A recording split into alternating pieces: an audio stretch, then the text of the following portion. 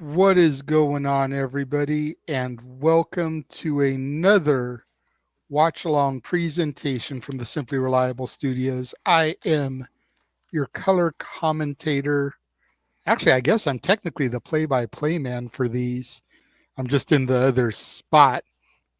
I'm your play by play man par excellence for WWE, the Renegade of Wrestling, JJ Williams, being joined tonight by Mr. Reliable, Walter Cruz, the Rage of Wrestling. Those of you that are not WWE fanatics, feel free to check out our other broadcast going on concurrently, as we have the Simple Man with the spectacular voice Noah Foster and the Heb Man James Hebert doing a watch along of AEW Collision Homecoming as we speak. Walter, what's going on, my friend? Nothing much, but how's it going? I'm looking forward to actually both shows. Believe it or not, there's a couple of things I wish I didn't have to miss on Collision, but thank goodness for DVRs. Right? Probably end up watching Collision back when I get home from work tomorrow because I got an earlier shift. I got to be there at noon. So Oh yeah.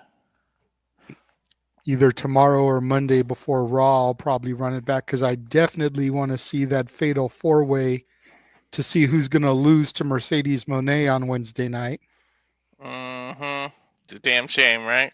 For real. It's like there's four fantastic women in that match, all of whom deserve to be champion. But you know that whoever wins ain't going to beat Mercedes, so does it really matter? Nope. It's almost like watching two gazelles like fight over who's gonna be the lion's prey, basically. Mm-hmm. But enough about AEW. I'm sure Noah and James are covering all of that over on the other stream. We are here tonight for Saturday night's main event on NBC on the Peacock app. And for those of you at home, I am using the Peacock app. I'm pretty sure Walter is using the Peacock app. So feel free to join us on either platform for that. But we got 4 solid matches tonight. I will agree with Bossman Aaron Rift. Most everything seems pretty predictable here tonight, pretty cut and dry. But there is one match that I feel could truly go either way. So we'll talk about that one first and give it the most time to really discuss it. And that's the Intercontinental Championship match. I had As it set up. Braun I had a Breaker feeling. looks to defend against Sheamus. And of course, Sheamus is out for the Grand Slam. The Intercontinental Championship is still the only title he needs to complete the Grand Slam. But Braun Breaker he's really been that guy since getting moved up to the main roster. He's been a very dominant workhorse champion. And I look at it this way. I'm kind of looking at it as who would I rather see John Cena defeat to win the Intercontinental title to become Grand Slam champion? Would I rather see him beat the young upstart Braun Breaker and help make Braun Breaker in the process? Or would I rather see him beat Sheamus and go from a man who finally completed the Grand Slam to a man winning the IC title to finally complete the Grand Slam? You know, and allowing Sheamus to kind of share in that moment with John since he just got that moment himself. You know what I mean? And both guys who've been with the company for a long period of time, you know, kind of complete the Grand Slam back to back. So that's the way I'm kind of looking at this. Like, I see Matthew's point about them holding off till Mania. I would rather see Cena win the IC title at Mania. I've said this on a few different streams that I feel like if John Cena walks into WrestleMania and wins a world championship for number 17, I feel that's too soon when he's gone 2,000 something days without a singles win. It's like, so he's going to just waltz right into the Rumble or to the Chamber and write his ticket to WrestleMania number 17. That makes no sense. I'm not saying he has to lose every match, but the Rumble, there's that aura of unpredictability. You can see how he would lose the Rumble because there's 29 other guys. You know what I mean? Same with the Chamber. You can see how Cena would lose the Chamber. There's 5 other dudes. They know Cena's going to be a threat. So you trying to get rid of your biggest threat first and foremost.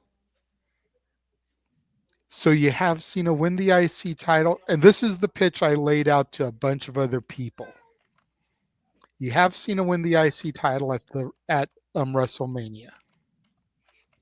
You have him start doing the open challenges like he did with the US title, helping to make some younger talent even in defeat by putting on banners with him, because we know Cena can work. 5 moves of doom notwithstanding, we know Cena can put on good matches. Look at his matches with Angle. Look at his matches with Michaels. Look at his matches with Brock. We know he can put on banners.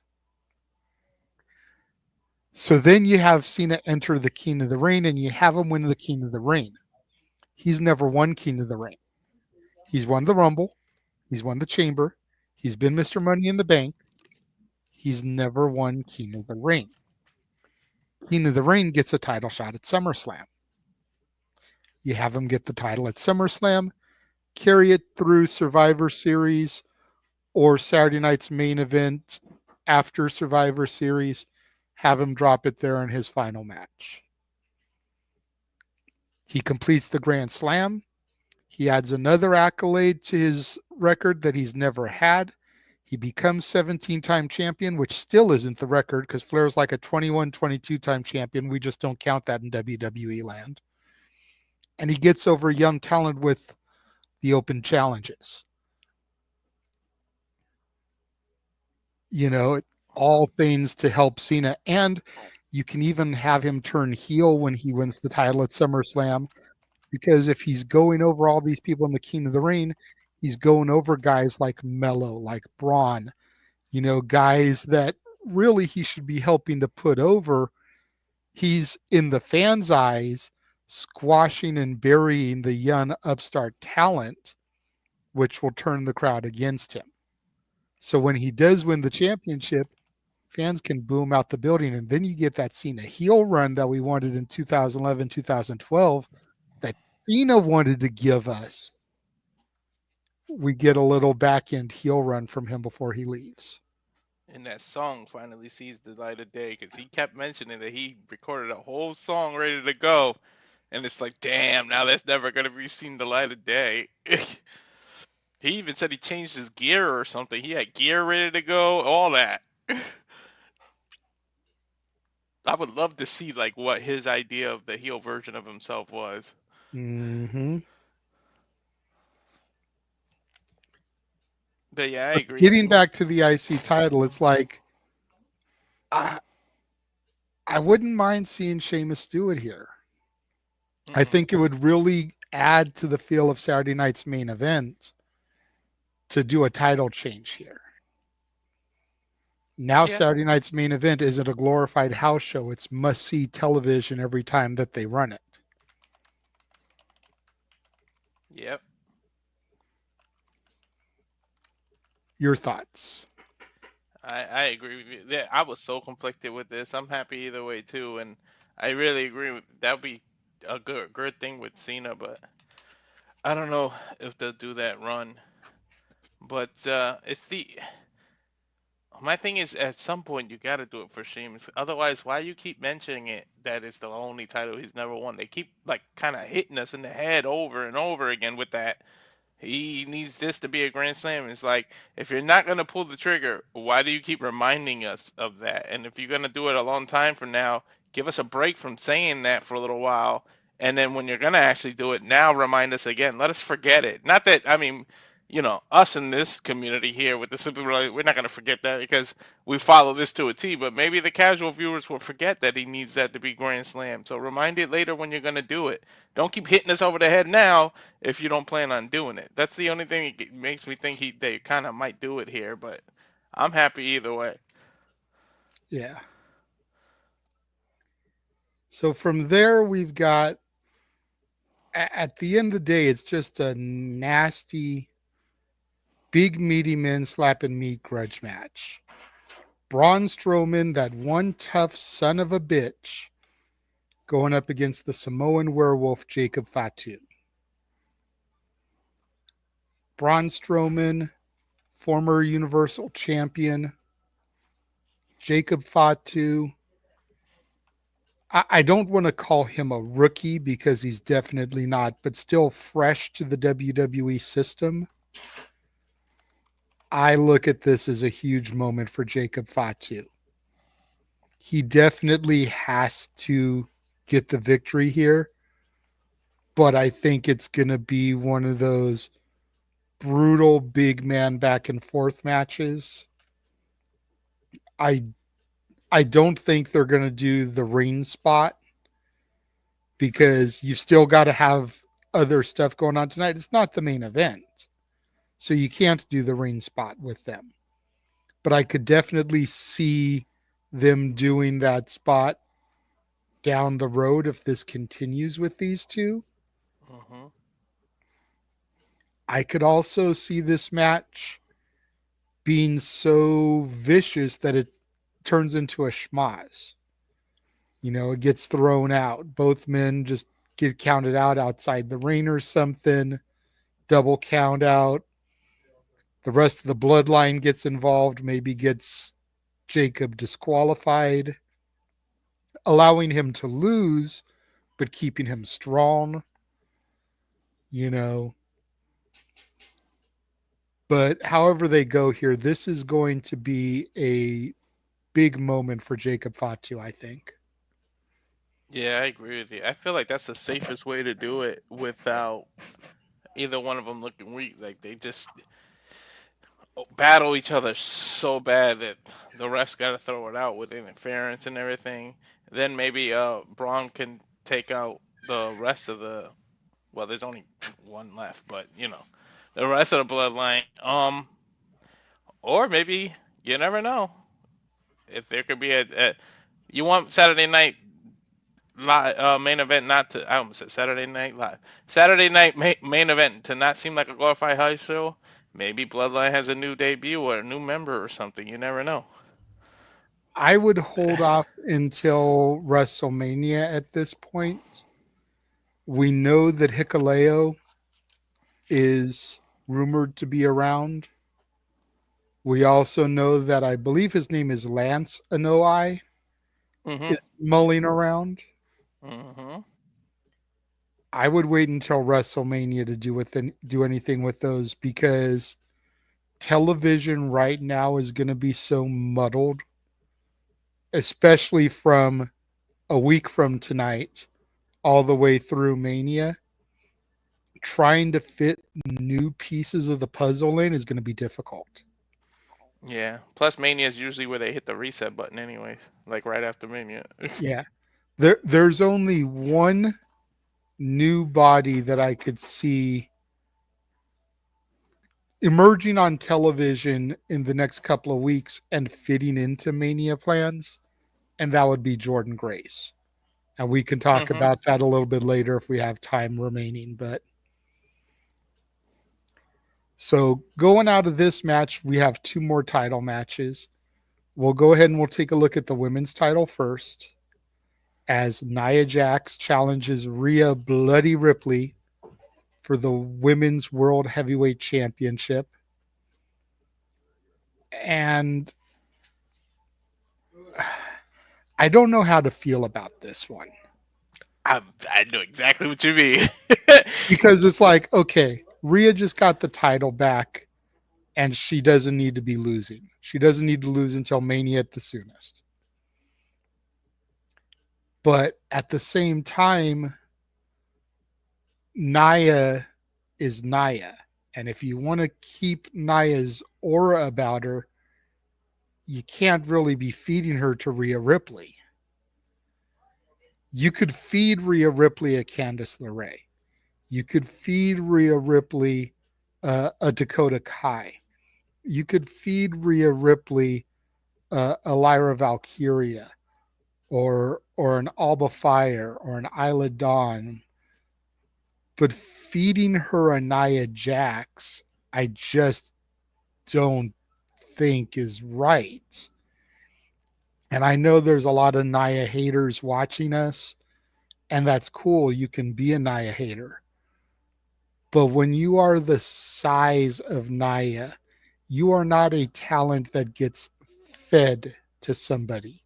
You're a talent that gobbles people up. The only reason I could think of that they're doing this is because they want to show, since Rhea just got out of this feud with Liv, who, if we're being real, Rhea Ripley should be using Liv Morgan to pick the crap out of her teeth. She's such a fucking toothpick. And they want to remind us how strong mommy is. That's the only reason I see them doing this, is that she just had this feud with a chick that's like 85 pounds soaking wet wearing cement bricks on her feet. And we need to remind people how badass mommy can be. And that seeing her hit the riptide or something on somebody the size of Nia Jax will make people say, whoa, okay. Yeah, similar to how they do with Bianca when she's picking up two people, or how she kept picking up. Ooh, why can't I think of Piper? And how she like did Piper over Mm-hmm. and over again. It just made her look bigger. But I feel like they booked this so that we can have that little seed of doubt that mommy might lose. Because if say they booked this and Candice LeRae, we knew there would be no chance Candice would beat her. Say they booked the Alba Fire, we would know Rhea would dominate that match. So I feel like they used Nia so that there'd be a little seed of doubt. Would be like, hey, she might lose the title that fast, and then it's close to Rumble. But it'll be interesting what Nia. For those of you that watch SmackDown,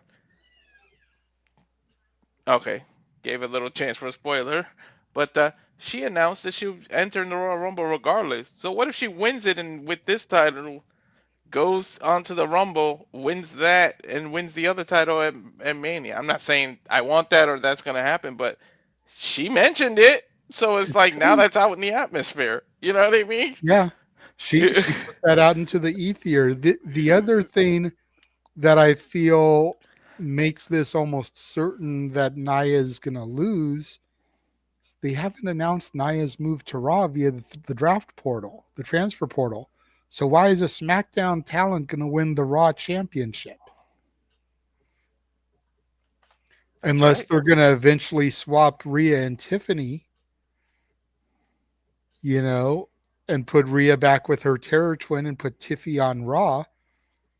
But I can't see them doing that because you would figure Netflix wants Rhea Ripley. Yeah. So it doesn't make sense for a SmackDown talent to be challenging for the Raw title. Bailey, Right. it would have made sense because we knew Bailey transferred over via the portal. Nia didn't. Yep. Exactly. So, and then It's we've interesting. got Gunther defending the World Heavyweight Championship against main event Jay Uso. Go ahead, Walter. Let's get a yeet. Yeet. But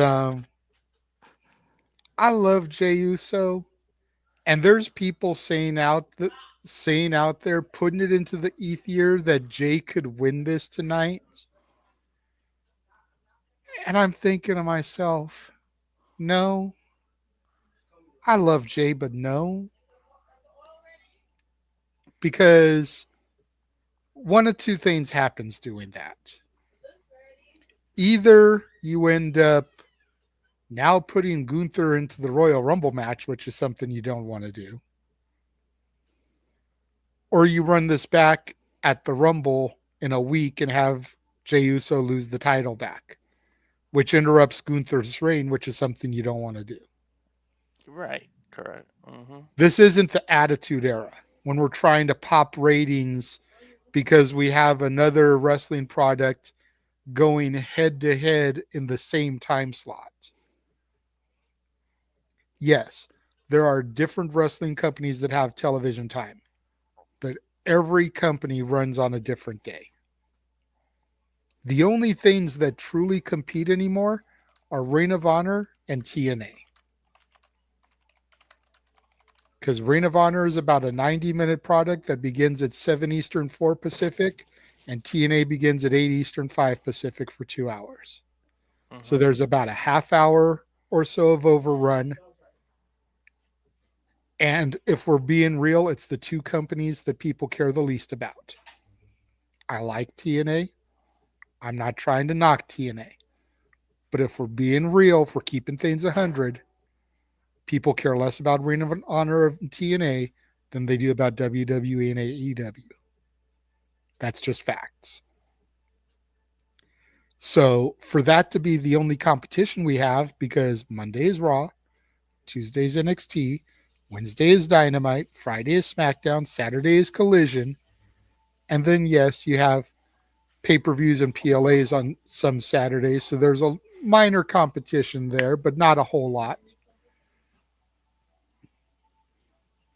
It's not the Attitude Era where you need to have title changes consistently on television to pop a rating. So, Yeah. as much as I would love to see main event Jey Uso as the champion, it ain't happening. It ain't happening tonight. This time next year, maybe. Maybe. Truth be told, I could see main event Jey Uso being a Money in the Bank briefcase holder. I could see that Yep. because he's popular enough. And with the way he comes through the crowd, you would never know which way he's coming to cash in. Ugh, they're gonna call it Yeet in the Bank.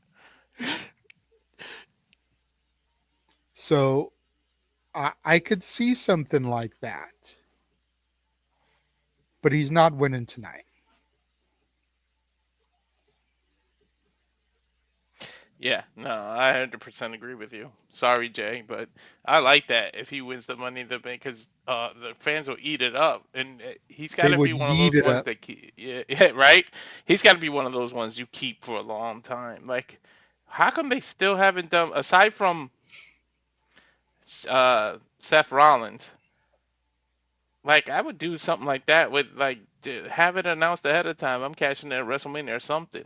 Like, I know the surprise is fun, but you can do that, and or let somebody keep it the entire year, and then on the Money in the Bank anniversary, damn, sometime tonight he has to cash in because it's gonna expire on him.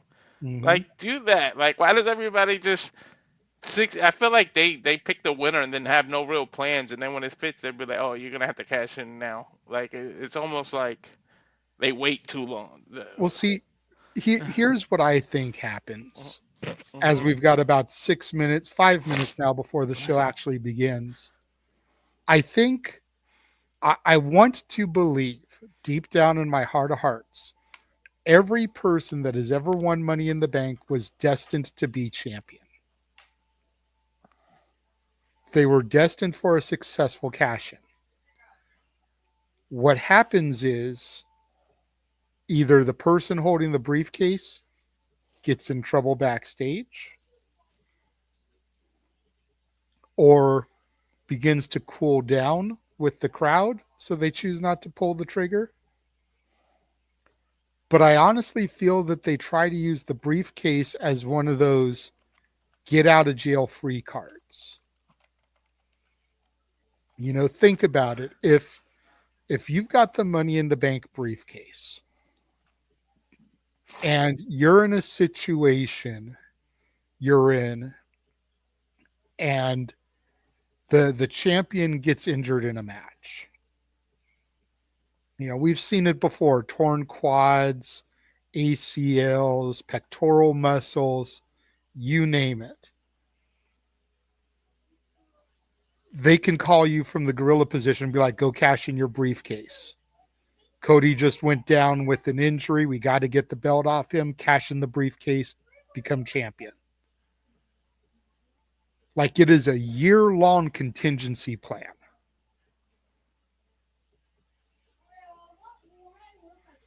That makes a hell of a lot of sense, right? But Yeah. you also don't want to hold it too long because you don't want the person that has the briefcase to cool down. Yeah, I think that's what happened with like Otis. Hmm. You know, he was the briefcase holder, had the thing going with Mandy Rose. Shit started to cool down off him, ended up transferring the belt, the briefcase to the Miz. You don't want to get in trouble backstage like Kennedy did, Yep. you know? And you also don't want to cash in too quickly. The same night cash-ins, I think, are kind of crazy. The only one that Unless really worked. something were to happen in that main event where somebody gets hurt. And you're like, well shit, they just got the briefcase, so let's execute the contingency plan. That's true. The only one that really worked to me was Kane because it just kind of made sense. Yeah. Yeah. Yeah. But like going back to your point, something I would like to see happen because it's never happened before would be for whoever wins the briefcase this year to hold it until Money in the Bank next year. Actually hold it for that entire year span. And then let the commentators, I'm hearing myself on your end. Let the commentators hype up the fact that it's the final night of the contract. If so and so doesn't cash it in, they lose the ability to redeem it. And so they come out and they cash it in after the main event, become champion, and then just to fuck them over and start a new program, the person who won the briefcase that night cashes in on the guy that held the briefcase for a year and just became champion. So then you've had two briefcases cashed in on the same night in succession. Who gets the first rematch? The guy that defended the title and lost it?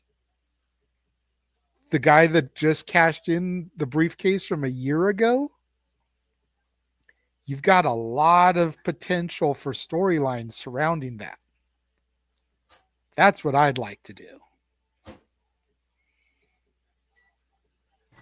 Yeah, that's real interesting. Like, how would you pull that off? I've said that a few times on Saturday and Shenanigans. Like, I really want to see somebody do that, and then it has to, like, everybody has to look over their shoulder because it's like it has to get cashed in tonight. When are they gonna do it? And it's like they could they could do many different things, and like it'll be awesome to see. But I mean, many people think the best one was Seth Rollins at the WrestleMania. So For me, the Seth one was good, but for me, the best will always be the first. When Edge cashed in at New Year's Revolution after the Elimination Chamber match, and you had Vince McMahon coming out, making the announcement, this show isn't over yet. There's one more match. His music hit. He handed the briefcase to McMahon, stormed down to the ring. That will always be the best, in my opinion, because it set the Yeah. precedent for everything that came after. Hmm. Safet, I see your comment about it being Showtime. Peacock has not cut over yet. Up there it goes. As I said it, I got the NBC logo, and now I'm getting the then, now,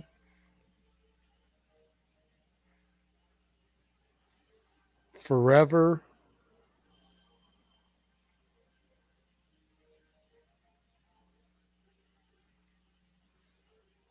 together. Are you in sync with me or am I ahead of you? Oh, it's almost perfect. Okay, cool. Black screen, and we are live at the Frostbank Center in San Antonio, Texas, the home of the Heartbreak Kid, Shawn Michaels. WWE Universe filing into the arena for tonight's episode of Saturday Night's Main Event. Because of you now, I want to see somebody walking Pee Wee Herman's bike into the basement of this arena. Just as a throwback that, Dude, like, hey, we found it at Alamo now. for real, like, I'm so glad you got that joke that night, dude, because I don't think anybody else got it. Let's see the American Nightmare Cody Rhodes arriving dressed to the nines as he always do, carrying the championship under his arm a la Ric Flair style. And there's Kevin Owens looking bummy as always, the Canadian Dream, son of a security systems technician. And there is the man, the icon, the main event, the showstopper, the Heartbreak Kid himself walking through the backstage area. The women's world champion, Rhea Bloody Ripley, has arrived as well, looking like she just stepped out of the Matrix with the long black trench coat. And there's Nia Jax. Jesus, Nia looking like she just got done, I don't know, working out or something, just got off the airplane. Hoodie, sunglasses, and a beanie. There's main event Jey Uso stopping to admire himself on the banner. Yeet. And the ring general Gunther walking through the foyer.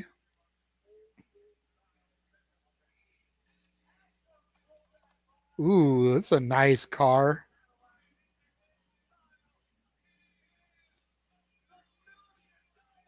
Ted DiBiase arriving in a Cadillac with the $1 Million Championship. Very nice to see Ted DiBiase still. Gorgeous Dude, car. that's like a 1988 Cadillac, I'm telling you.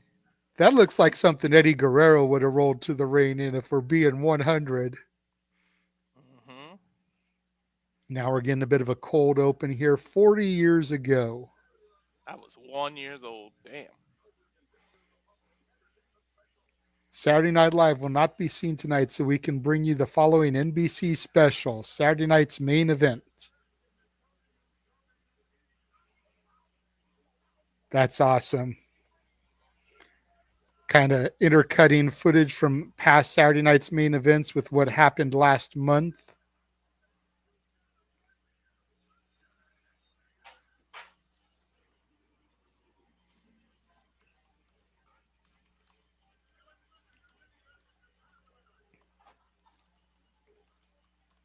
Showing footage of all the superstars we'll be seeing here this evening. Cody Rhodes, Braun Strowman, Nia Jax, Jey Uso, Sheamus, Jacob Fatu, Gunther.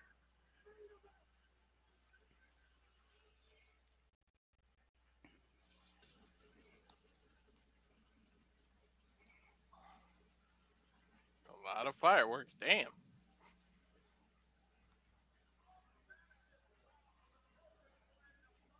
What do you think about that opening there, Walter?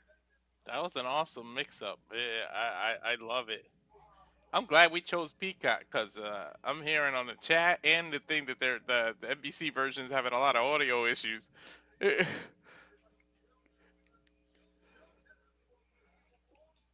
Joe There he Tess is, alongside JJ. Jesse the Body Ventura, the WWE Hall of Famer. Throwback. I think him and McMahon were underrated as commentators. People don't I appreciate agree. it enough. I agree. Jesse Ventura is wearing a Public Enemy baseball cap. Love it. For real. Like, But can Jesse name any Public Enemy songs? Like, that's always been a pet peeve of mine. Like, don't wear the merch if you can't rep the group. Mm-hmm.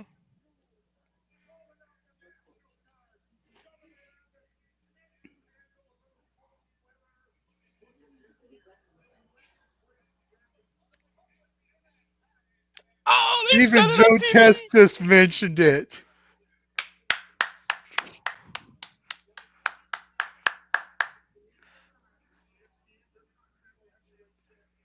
But if you think about it, in the realm of professional wrestling, Jesse Ventura has always been a public enemy.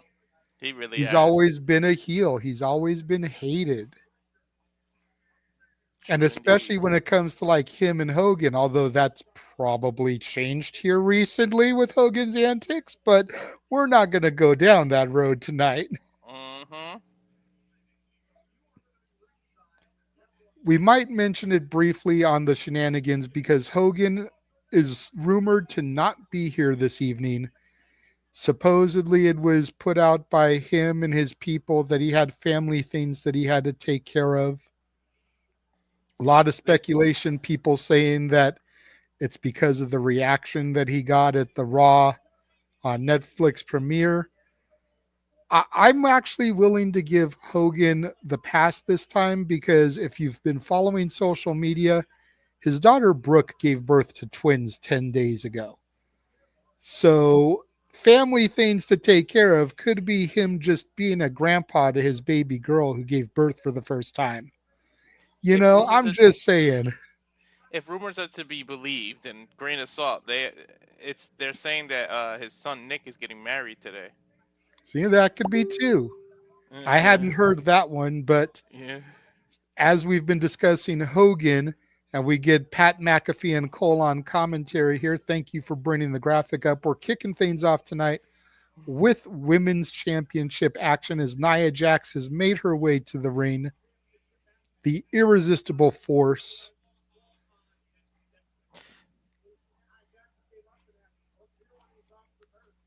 I like Naya. So do I. Honestly, Nia looks like the type of woman that when you get her outside of persona is just a Mhm. teddy bear. Mhm. Like she just gets so hated on because she's not the best in-ring worker. Mhm. Even as much as she's improved since her last run, she's still not great when you compare her to Bianca, Rhea, Becky, you know, those caliber of women, Naomi. But Yeah. she's Mhm. she's still she's doing things in the ring that none of us can do. Even those of us that have wrestled before can't do. Mhm. Let's give her a little bit of a break. Exactly. Just going out there in what she's wearing is something a lot of us wouldn't do Nope. because we, like she does, would get body shamed for it. Mhm. You know, I have So my much, mamacitas with. I was going to say, so much props for her just for going out there and the stuff that she wrestles in. Yeah, Yep. she's not as half naked as Rhea Ripley is, but Mhm. still, like, there's times when Nia wears like purple or blue, and people Mhm. want to be like, damn, she looks like a fucking grape. Mhm. So mad love for Lena, the woman behind Nia. Exactly. We make jokes about my mamacita. Naya's my little crush. Like I kind of got a crush on on her. Wrestling. Seriously, she may be unconventional in her look, but she is still a beautiful woman. Mhm. As Mommy has now made her way to the ring, another one who is unconventional in her look, if you want to get right down to it.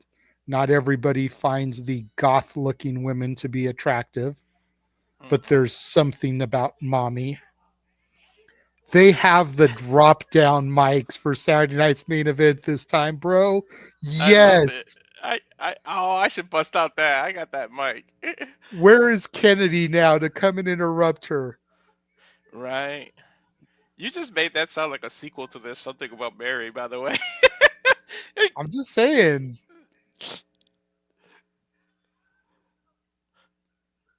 Oh, brutal headbutt from Nia Jax to start things off. If you remember last night on SmackDown, Rhea had the headbutt to Nia, I believe, as well as Liv Morgan. Nia comes charging into the corner. Rhea sidesteps. Drop kick from Rhea Ripley sends Nia into the corner. Rhea follows it up with a clothesline and some forearm shots. I love the referee outfit, by the way. Yep. Nia goes for a scoop, but Rhea up and over with the DDT, spikes Nia center of the ring. Nia rolls to the outside very smartly. I don't think I've ever seen Rhea hit that before. Rhea with a running senton to the outside takes Nia Jax down. Rhea is definitely fired up here this evening, Walter. Mm-hmm. Who knew Rhea was a lucha libre? You saw that way she hit that? Dude, how long was she running with Dom? Her own That's Latino heat? I'm just saying. Right. The son of a Guerrero. And another headbutt from Nia Jax dropping Rhea Ripley. And yes, I said the son of a Guerrero on purpose, folks. I know. I just want to make sure so the chat doesn't try to correct me. Yeah. I said that on purpose, damn it. He's looking more and more like Eddie every day. They should like rerun that where they have to like admit that he really is the father.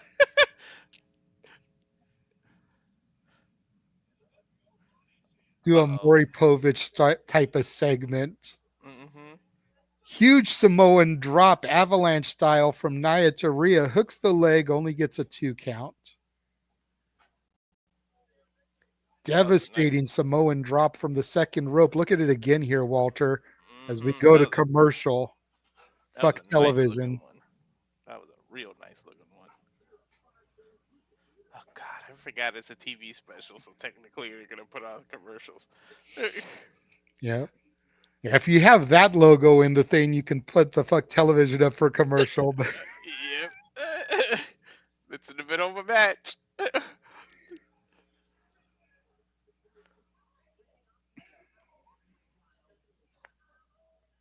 Oh, I like that movie. The Wild Robot is on Peacock. I haven't seen it. Believe it or not, dude, I just watched the first Sonic the Hedgehog movie for the first time last night. Oh, wow. Have you ever watched American History X? Because I made a reference No. to that. No? Never seen that one either. Like, I know a little bit about it, but I've never seen it.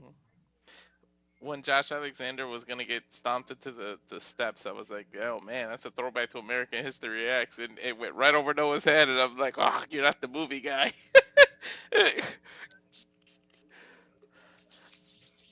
But great action so far as we are here on full commercials, so we don't even get restaurant quality picture-in-picture to be able to call the action, folks.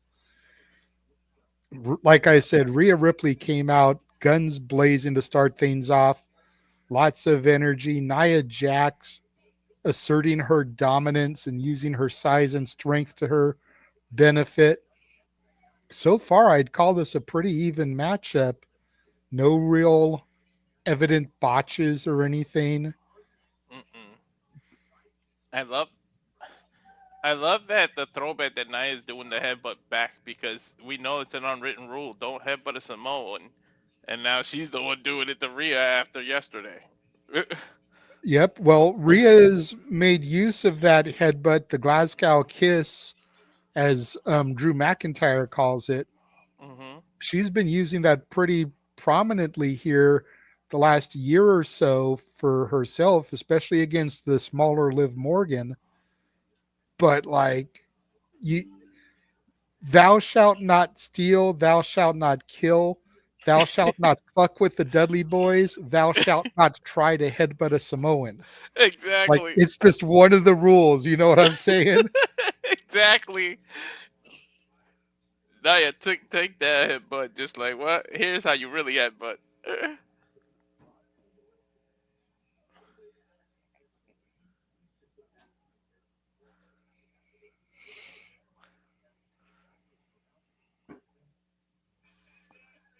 We are back live here in the middle of this match. Saturday night's main event. Rhea Ripley defending her Women's World Heavyweight Championship against Nia Jax. Nia going for a belly to back suplex. Rhea up and over though and kicks to the midsection in the knees of Nia, trying to chop the big tree down. Spinning clothesline doesn't make her budge. Rhea ducks the clothesline, gets a couple of chops in, and now Rhea springboard into a Hurricane Rana, but Nia catches her and counters. Rhea goes up and over, pop rocks, code red, gets a 2 count on Nia Jax. I swear to you, for a quarter of a second, I thought Nia was going to hit a Styles Clash. That would have been awesome. But the pop rocks there, the code red, as it were, from Rhea to Nia, who would have thought Nia would be able to do that and sell it so good? Rhea setting Nia up, looking for the riptide. Nia counters into a Samoan drop. Again, Nia has one of the best looking Samoan drops. I know she's Samoan, but she does have one of the best looking ones. For me, the best was always Umaga. Yeah. The way he would pop them up, catch them, and do it. Nia with a leg drop off the second rope, gets a 2 count, Rhea kicks out. And it seems like Fatu does it that way too. He tries to, but nobody is as crisp as Umaga was. Umanga. That man can move for his size, man. Yoko too. Yoko had a good looking Samoa drop. Nia climbing up to the second rope, looking for the Annihilator. Rhea gets up, though. Gets underneath Nia, looking for a power bomb here. Is she going to be able to get it? She does. Doesn't get the pinfall right away. What is she looking for here? Looks like she's going for a clover leaf. That's what it looks like. Dude, Rhea is strong. Shit. Again, I think that's the reason they're doing this, is to remind people the strength of Rhea Ripley coming out of the feud with the weaker Liv Morgan. Rhea charges into Nia. Step up Uranagi just drops Rhea Ripley to the canvas. Dude, that just killed all of Rhea's momentum in that one move. Damn. Yep. Shades of the Rock there. A rock bottom-esque maneuver is the Uranagi. She just didn't go down with it like the rock bottom or the bookend. Mounts the ropes again, looking for the Annihilator. Rhea back to her feet, pushes Nia off, sends her over the top rope. And if this was the Rumble, Nia would be eliminated. But it is not the Royal Rumble. That is next Saturday. Nia outside the ring. Rhea climbing up to the top rope here. Springboard cross body press. Takes Nia down on the outside, but cannot defeat Nia on the outside. Well, you can via count out. You just can't. Nia can't win the title on the outside. Exactly. I don't know why. I really thought Nia was going to catch her right there, like, and not let her do it. Both women back in the ring. Rhea again looking for the riptide. Has Nia set, but Nia shifts her body weight, gets a pinfall attempt, and only a 1 count. Ooh, just face planted her. Nia again ascending, hits the Annihilator on the back of Rhea Ripley. That should do it, but Nia looking a little bit egocentric here. Goes up for another one. Rhea grabs the ankle, denying Nia Jax of another Annihilator. Nia gets back up, gets to the middle rope. Taking too long to pose. Rhea back to her feet, gets underneath Nia. Oh, what is she going to do? What is she going to do? Electric chair drops Nia. But what damage did that do for Rhea after just getting crushed to the small of the back by the Annihilator? Rhea you hurt can her see how it's taking Rhea a little too much time to get up. Yeah, Rhea definitely hurt her own back doing that. Rhea trying to use the ring ropes to get to her feet. Nia back up to a vertical base. Rhea still attempting to get there. Nia charges in for a splash, misses. Rhea with a spinning kick. Sets up for the riptide again. This time she connects with it. High stack for the pin. Gets the 1, gets the 2, gets the 3. Rhea Ripley retains the title. Nia's cockiness cost her. She had it.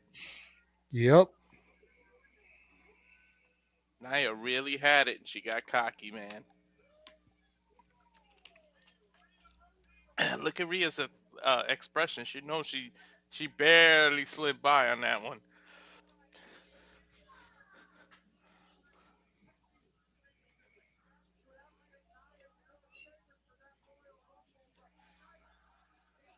That was a good match.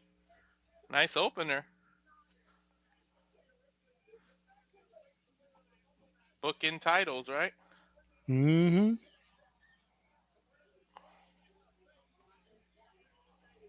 I'm waiting. It's like I'm thinking somebody's music is gonna hit, but I guess not.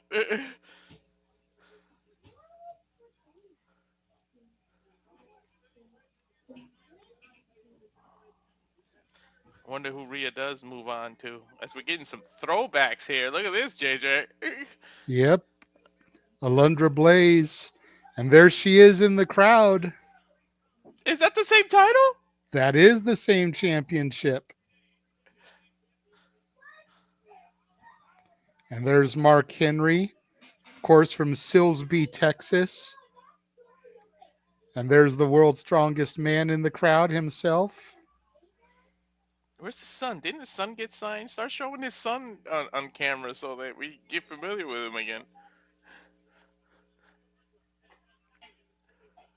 Always good to see the world's strongest man and Mark and Alundra Blaze in the house. And ladies and gentlemen, we move from one brutal bash brawl to another one as it is fight night here on Saturday night's main event. Here comes the challenger for the Intercontinental Championship, Sheamus. Damn, they're not messing around. They jump right into the next match.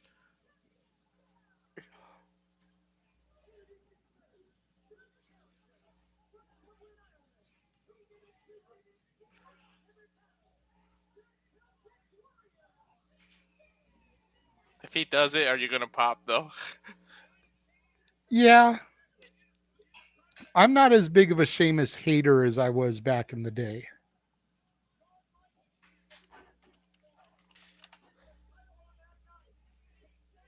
I don't think I've ever been a hater. I just didn't like the way he won the title the first time. It just looked like it wasn't supposed to happen. See, and that's part of why I was a hater, is because I felt like the only reason he was getting championships was because he was Triple H's workout buddy. And Triple Yeah. H was the son-in-law. So Mhm. he had the stroke. And it's like, there's people that deserved championships that were overlooked. And Sheamus was here getting championships, defeating Bryan Danielson in 30 seconds at WrestleMania. Like, nah, motherfucker, you ain't that damn good. Stop kissing Triple H's ass and, get in there and put the work in. Yeah, true. To be honest, the Rumble that he won, I really wanted Jericho to win. Weren't they the final two? I think so, yeah. Yeah.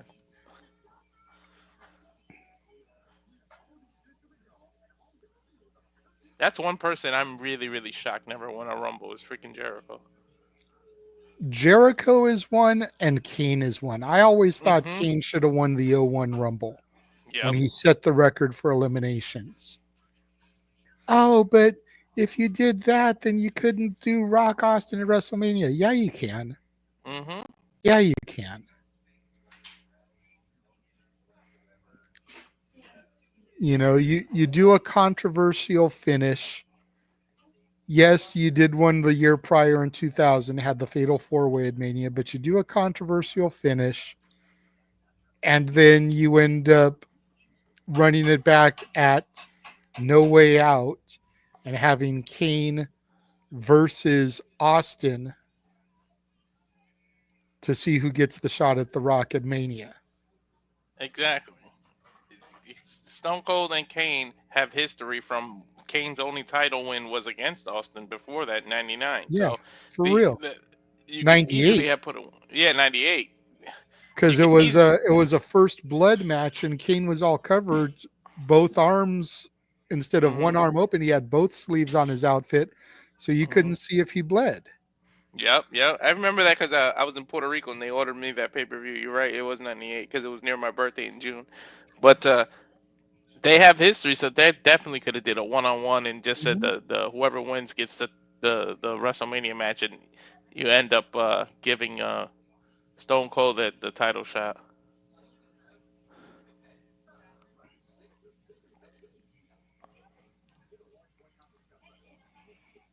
That was a good match, though, to start the show off. I thought Rhea and Nia had good chemistry together.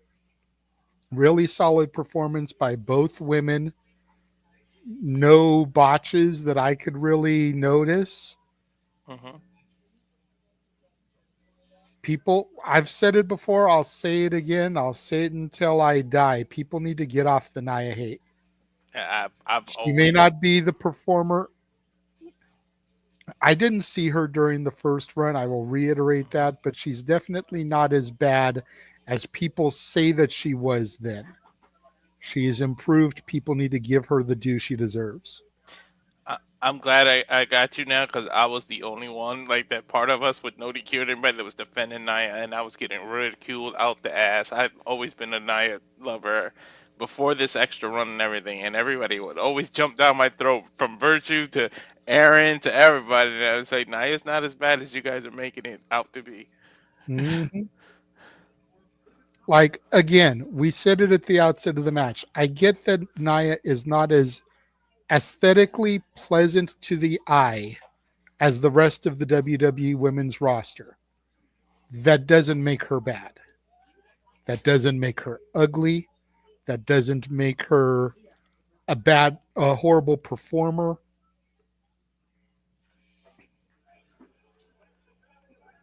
And we are back now at Saturday night's main event, and they are being joined at the announce desk by Jesse the Body Ventura, again with his Public Enemy hat. I'm begging Jesse, just tell me a couple of Public Enemy songs, seriously. Right? And there's Gabriel Iglesias. Fluffy is in the house. Fluffy loves wrestling, man. Yep. That and VW buses. I think I mentioned when we did the Raw Netflix premiere, I actually met Fluffy outside of the San Diego Sports Arena for a Raw, I think it was, a Raw or a SmackDown. Hmm. Yeah, I remember you mentioning that. He's actually coming here. He's coming to Bridgeport sometime this summer. Maybe I should go see him. Yeah, to go see him, man. See if you can Yeah. get backstage, talk to him, Yeah. get an interview with Fluffy for your channel. Mm-hmm. The dogs are barking.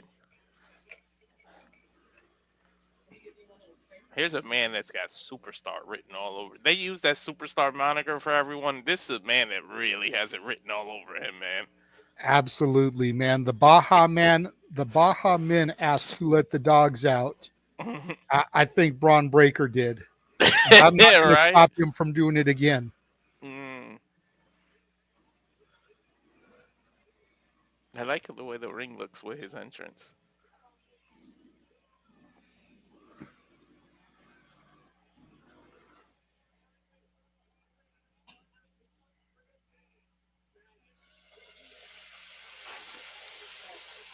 And this is the first Intercontinental Championship match to be on Saturday night's main event since 1992, when it Damn. was Shawn Michaels defeating the British Bulldog.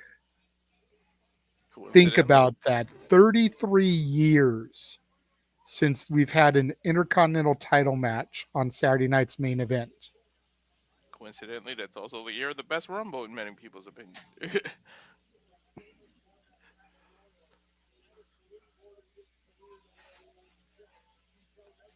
And that just leads more credentials to the fact of what if Sheamus wins here? Considering the last time the title was defended on Saturday night's main event, Shawn Michaels defeated the British Bulldog. And he's in the house tonight. Like, how much of a nod would that be? Mm-hmm. Collar elbow tie up. Braun Breaker backs Sheamus into the corner. Sheamus comes back out, wants Braun to bring it to him, saying, "Come on, fella." Look at Sheamus' Looked back like they were already. going for a Greco-Roman knuckle lock, but Braun tried to go for a boot kick. Sheamus blocked it and punches Braun into the corner there. He was body shots. Irish whip off the ropes. Goes for a hip toss, but Sheamus blocks it, follows it up with a clothesline, dropping the son of Rick Steiner. That's a real Irish whip because Sheamus is Irish. Right? See, when Sheamus does it, it's just called a whip. Yeah. Floater suplex from Braun takes Sheamus up and over. You can see Sheamus already feeling it, grabbing his back. You can see the discoloration there on his shoulder blade, where he's a little bit redder from hitting the ropes. Braun Breaker bouncing off the ropes, gaining speed. Brutal clothesline sends Sheamus to the outside. Dude, that speed is ridiculous. Especially for a guy of his size. I think they say that he gets to like 22 miles an hour. Yeah, that's crazy. That's like Usain Bolt. Braun stalking, gaining some speed. Charges Sheamus, but Sheamus catches him. Throws him over to the timekeeper's area. Face first into the chair. And Sheamus begins to high-five some fans. Sheamus is all amped up. Gotta be going against somebody the caliber of Braun Breaker. Yeah. Yeah, I like that since they started doing the title stays on the podium when there's a title match. I like that they did that. Same. It makes it seem more prestigious. Yeah. Sheamus with a clothesline off the top rope, hooks the far leg, gets a 1 count only. Jeez, he barely got a 1 count. Damn, Braun Breaker was like, nope. Too much energy in that young body still. Whew. Sheamus setting Braun up. Looks like he's going for the 10 beats. But Braun counters, and Sheamus sends Braun to the outside once again. Now Sheamus stalking Braun, goes to jump off the stairs, but Braun Breaker catches him midair with a spear. That'll crack a rib or two. Right. Look at this again in slow-mo as we go to commercial. Fuck television. Oh my God, look at the momentum change. Holy shit. And if that didn't crack a rib, that could have easily broken his tailbone the way that Sheamus landed on his posterior there from that spear. Granted, there's gym mats outside of the ring, but they're not that thick. They're pretty thin mats. I agree with you, Lee. What, Naya's pretty? Yeah. Mm-hmm. See, she recognizes it.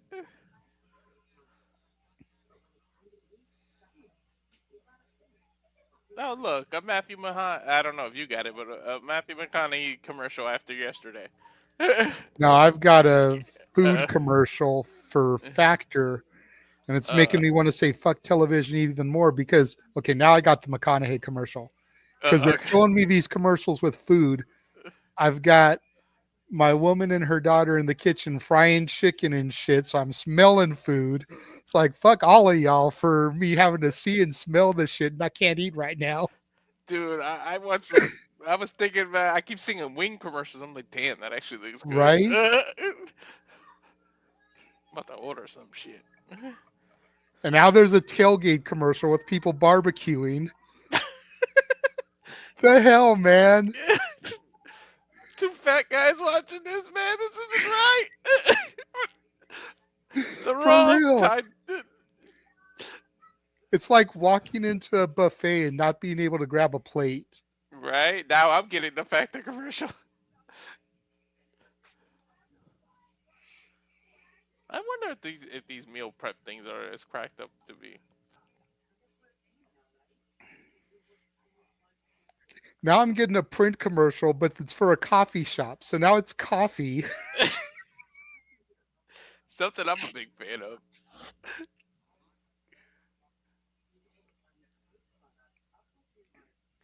God damn it. I'm getting... Peacock is trying to get us back because we're saying fuck television.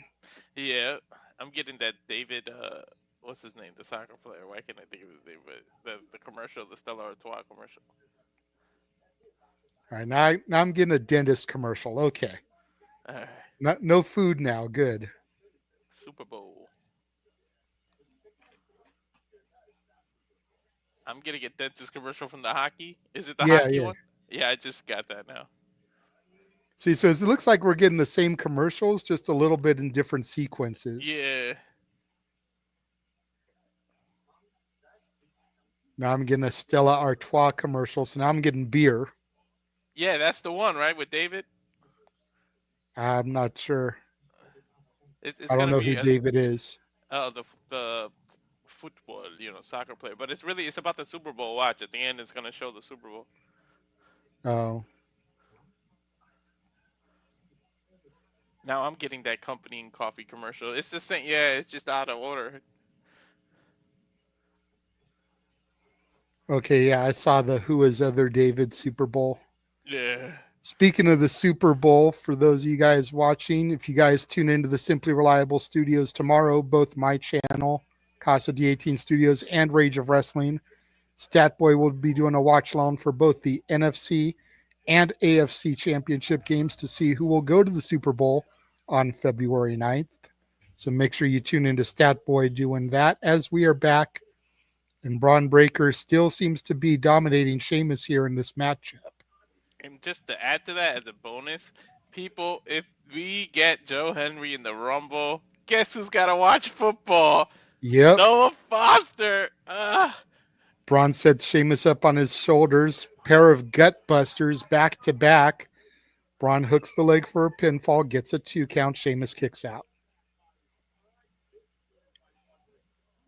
Taking a look at another view of that spear that we saw before the commercial break. It's like a fourth look or whatever it was, but damn, that move is beautiful. Of course, the Royal Rumble next Saturday, 1 week from tonight, as the Simply Reliable Studios will be covering that. Make sure you tune in on Thursday night, 10:30 Pacific, 7:30 Eastern, as we simply predict the Rumble. Or you can go to NoDQ.com's YouTube channel at 8 p.m. Eastern, 5 Pacific, Thursday night, as they predict the Royal Rumble. And then following our broadcasts this evening at 11 p.m. Pacific, 11 p.m. Eastern, 8 p.m. Pacific, Saturday Shenanigans will be fantasy drafting our very own Royal Rumble matchups. No DQ does the year-end awards. This year, we're going to do the first ever Simply Reliable Studios Royal Rumble, and it may become a yearly tradition. Sheamus has Braun set up for the 10 beats. 4, 5, 6, 7, 8, 9, 10, 11, 12, 13, 14, 15, 16. He needs to just stop calling it the 10 beats if he's going to keep going past 10. I'm just saying. Right? Now looking to bring Braun Breaker back in the hard way. Looks for the Celtic Cross, the Razor's Edge. Connects with it. Can he capitalize and get the pinfall, though? Hooks the leg. 1, 2.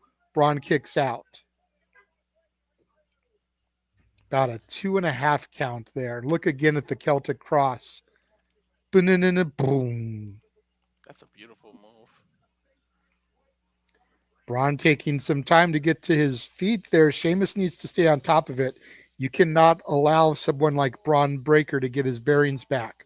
When you have him rock like that, you've got to stay on top of him, stay dominant. See what happened. Sheamus waited too long. Braun got his breath, shoved Sheamus into the ring post. Nice gorilla press slam, gets a 2 count from Breaker to Sheamus. I was going to say exactly to your point. Look how Braun reversed it. It was like right when you said it, too. Because Sheamus took too long. If he had stayed on top, I would have gone to some ground and pound before getting up and trying to do something else. Breaker tries to charge in at Sheamus. Sheamus with the drop kick pushes Breaker back. Sheamus skins the cat to get to the top rope, but Breaker scales it, top rope Frankensteiner, and the straps are down. Braun is ready. Let's not forget this how could be it. His father and the uncle used to love using Frankensteiner. Brogue kick is as Braun was coming in for the spear, but Braun Breaker way too close to the ropes. Sheamus hooks the leg, gets 2, and Braun puts his foot on the bottom rope. Come on, Stevie Wonder saw that coming. He was way too close to the ropes. Right? Hell, I'd go as far as to say Ray Charles saw it coming. Same joke, both blind men, but Ray's dead. Right. He still saw it coming. That could have been it for Sheamus. You would think someone with the veteran experience as Sheamus would have made sure to roll Braun away from the rope, so that could not have happened. Or at least hook the opposite leg. Sheamus taunting to the crowd, pounding his chest for the brogue kick, trying to set up again. Goes for it, but he stops. Ribs gave out. Pump kick from Sheamus. Goes for it again. Misses. Spear from Braun. Collapses onto Sheamus. 1, 2, 3. Braun breaker retains. Man, it's that spear from earlier off the stairs. It's like Sheamus's ribs haven't been the same since. Mm-hmm. And again, if Sheamus had just used his veteran experience to get Braun away from the rope before pinning him, he could very well be the new Intercontinental Champion.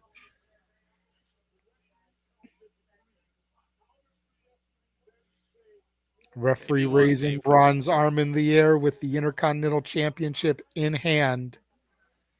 Damn. One day, fella. One day you'll get it. See Ryan in the chat room. Good to see you, Ryan. Ryan of Baypocalypse. He'll be on the shenanigans with us tonight, helping us draft our Royal Rumble.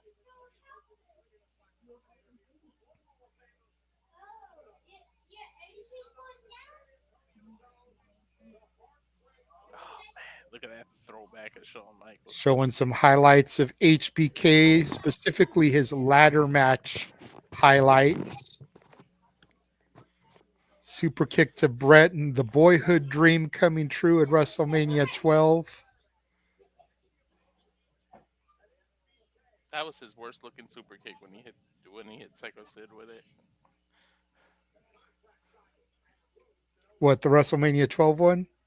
No, when he hit Psycho Sid, I think it was SummerSlam. It was just because the way he caught him, because of the height difference, it was just a bad looking super kick. Here we go. We're going right into this contract signing. At least this isn't the main event segment. Mm-hmm. I don't know, man. We still got the Jacob Fatu Braun Strowman match coming. That could now be the main event. They could still go with the Reign spot. That's true. But I think that Gunther Jey Uso is going to be the main event. It's for the world title, after all. Yeah. And Gunther definitely deserves it. Fan has an HBK as mid sign, and HBK just laughed at him. Dude, the funniest sight I saw last night when they were walking through, they actually showed it, said that Solo Sikoa eats corn the long way. That was freaking hilarious.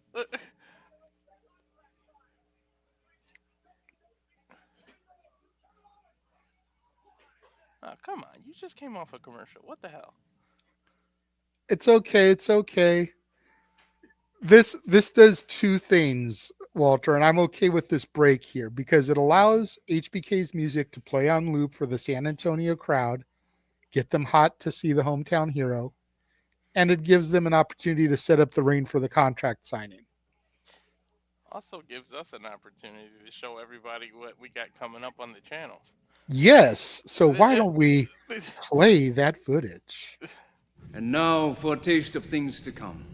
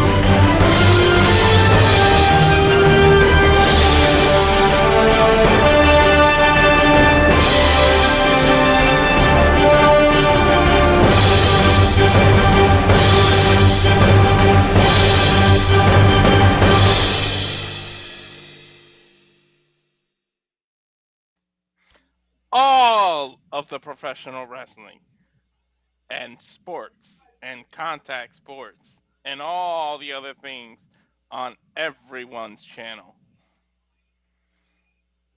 We got so many things coming up. Please subscribe to all of our channels, but not to sound greedy, but especially mine. We're trying to get it up there.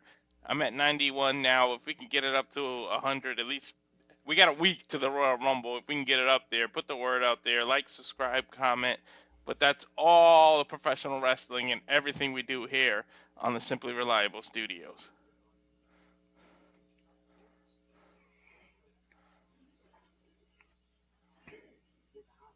And damn it, I thought we were going to time it perfectly, but they're still on commercial. Right.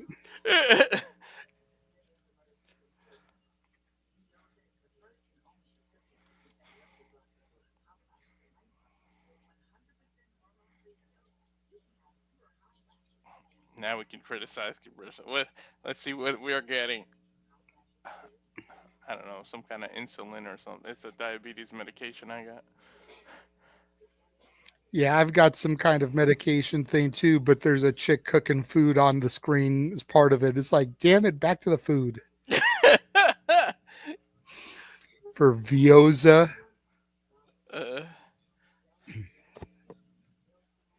I think I've seen this commercial. I'm getting a Tide commercial about hyperallergenic Tide or something.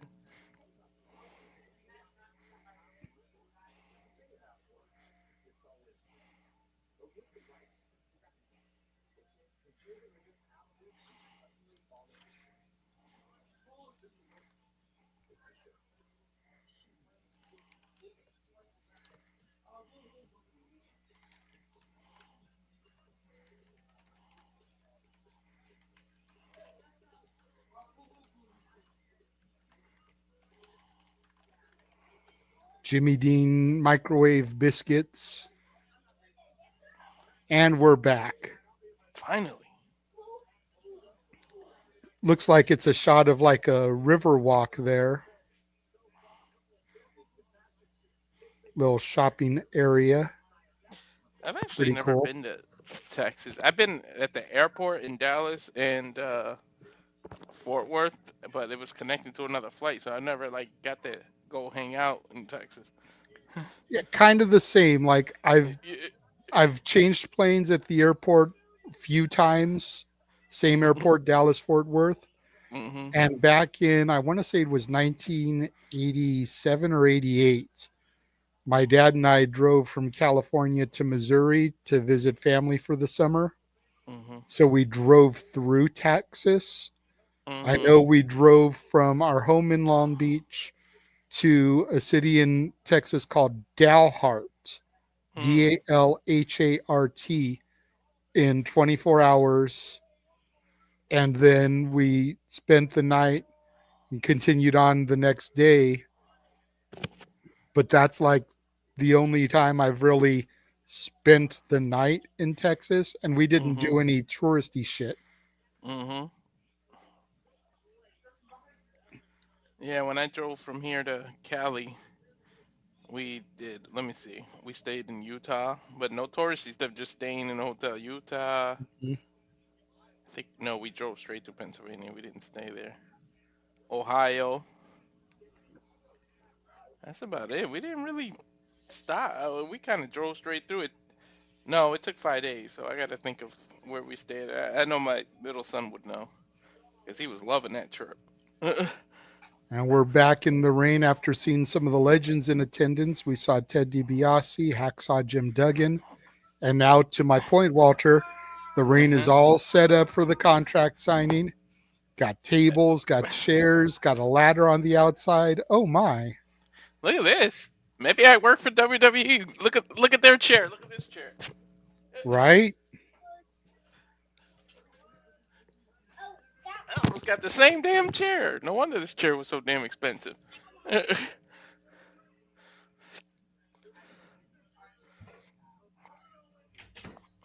Shawn Michaels says he's not leaving this ring without the signatures of Kevin Owens and Cody Rhodes. Oh, we also got to remember, JJ, there's some kind of contingency in that contract, isn't there? Mm-hmm. An amendum. Yeah. HBK saying Nick Aldis couldn't get it done, so he's here to make sure it does get done. Without further ado,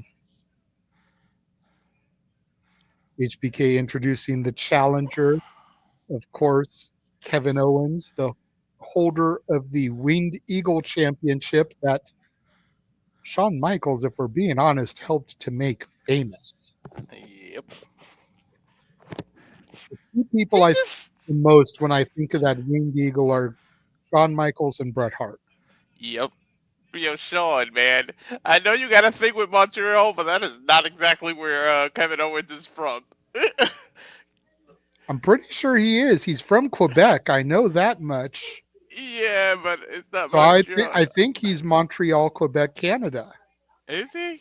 I thought he I'm was. gonna look it up real quick. As Yeah. KO comes to the ring with a T-shirt that says "Cody sucks eggs." Uh, I like his son of an electrician or whatever it is. I like that shirt.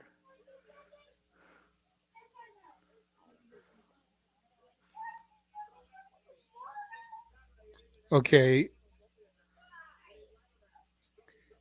he's billed from Maryville, Quebec. Oh, okay. Yeah, because I knew it was a. I remember hearing him announced all the time. It's never Montreal. It's always You some know who other. one of the people are that helped train KO? Who? PCO. Oh. He trained by Jacques Rougeau, PCO, Terry Taylor, and somebody that doesn't have their own wiki page, Mm, Serge Jodin, Jodin, not sure. Jodoin. But Jacques Rougeau, PCO, and Terry Taylor all helped to train Kevin Owens. Nice.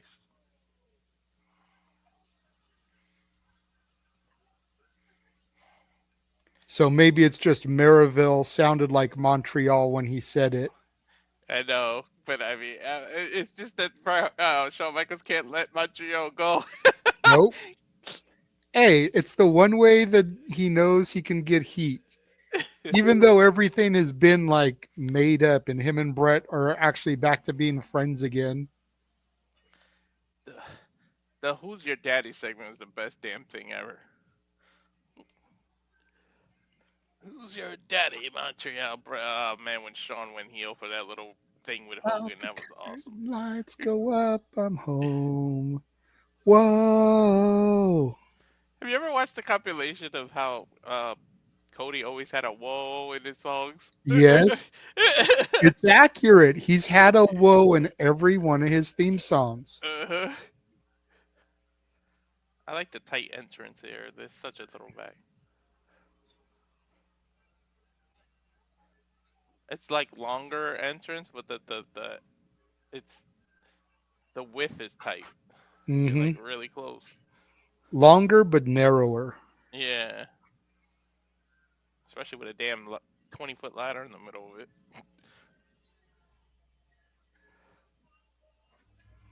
Cody scaling the ladder on the outside there. I agree with Matt. KO shirts are just on point. I love me some KO shirts. Some people talk about Roman Reigns' sneaker game.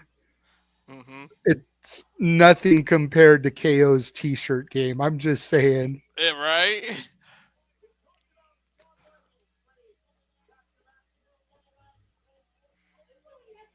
You know they should have went all out and actually put KO's nameplates on that damn Wing Eagle title. But the Winged Eagle doesn't usually have a nameplate. Oh yeah, you're right. Yep. Nameplates didn't begin until the spinner title. Yep. Yep. You're right. Well, no, the undisputed championship. Because the Winged Eagle and the Big Gold didn't have them. No, not at all. And then when the IC got rebranded because the F became E, it all of a sudden had a nameplate also. Yeah. So 2002 roughly was when the nameplates began. Mm-hmm. Jeez.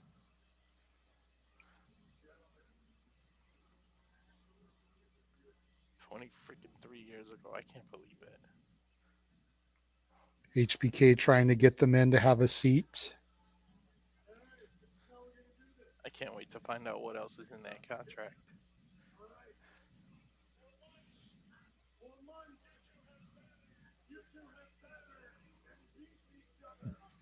HBK saying that for months they've battered and beaten each other. And as much as we all enjoy watching it,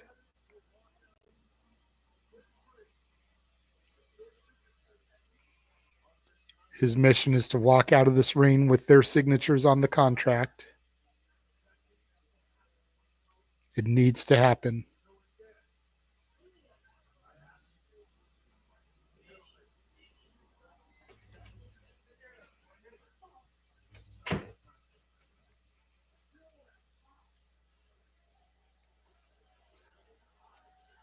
Cody Rhodes has the pen and he has signed the contract.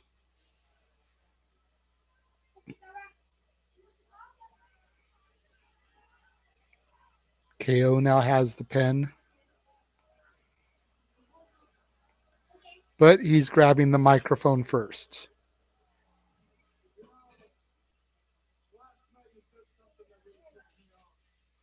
KO saying that last night Cody said something that pissed him off. Said that Kevin Owens takes the easy way out. That's a lie. He's calling him a liar.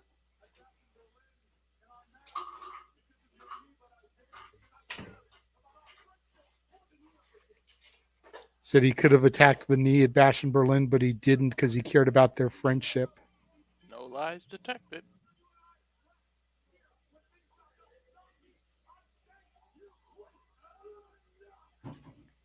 Said, you want to talk about who took the easy way out? Cody did because he quit while KO stayed there.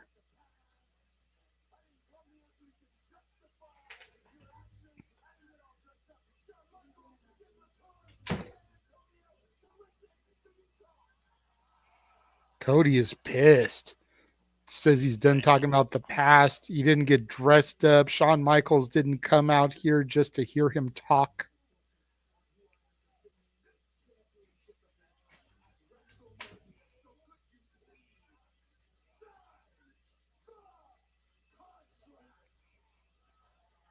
Cody may have just made a mistake because he just admitted to Kevin Owens that he's looking past him. Cody said he needs to focus on who he's defending the title against at WrestleMania. So will he please sign the contract?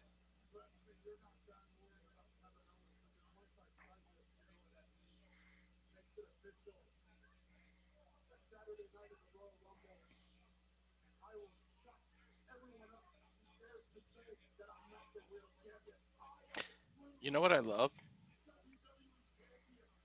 That people aren't looking past this, and when I say that, you're gonna realize it, right?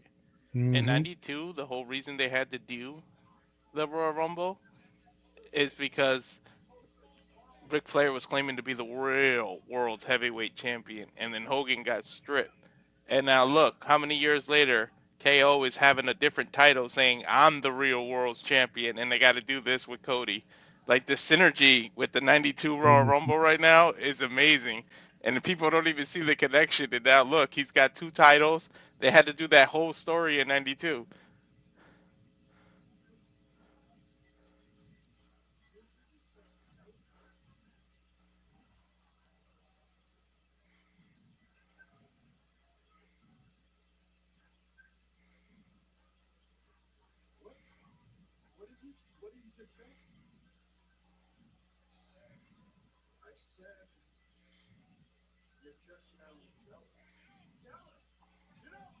HBK just said that Kevin Owens sounds jealous.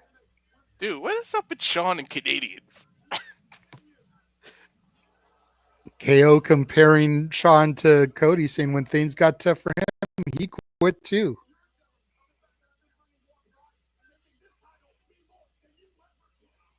KO saying that he's brought more pride, made the Winged Eagle title mean more than Shawn Michaels ever did. Bold words. That was a low blow, man.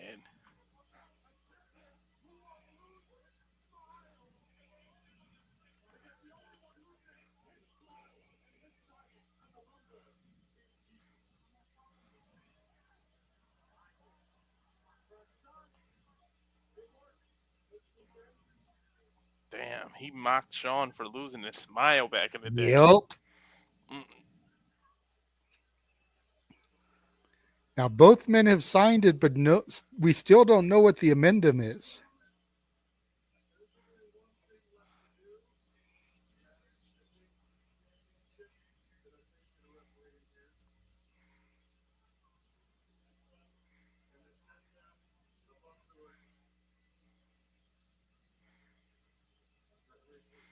Surprised Shawn didn't even bring it up. Referee in the ring to take the titles from KO and Cody, strap them to the mechanism, and ascend them over the ring. They're Wayne literally Eagle gonna. has been asphyxiated. So theoretically, these are gonna hang here for an entire week.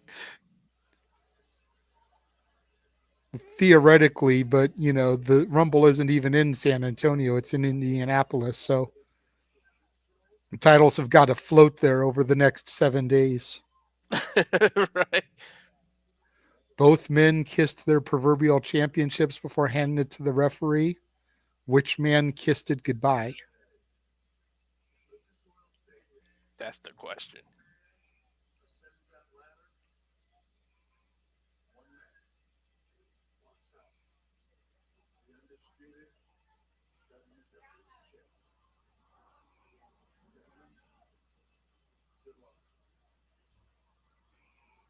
HBK wishing both men luck, extends his hand to KO. KO doesn't shake it, extends it to Cody. Cody shakes it. KO then blindsides Cody. And now he's attacking Shawn Michaels. Super kick takes out Kevin Owens. I was gonna say that Cody just had a super kick. And now HBK tuning up the band. Sweet chin music drops Kevin Owens. Ooh. The band's a little rusty, but they can still hit.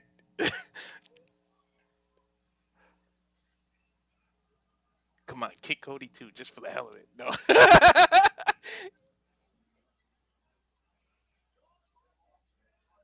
But again, we still don't know what the amendum is. I have no idea. Watch us be something stupid, like you can't touch each other over the next week or something.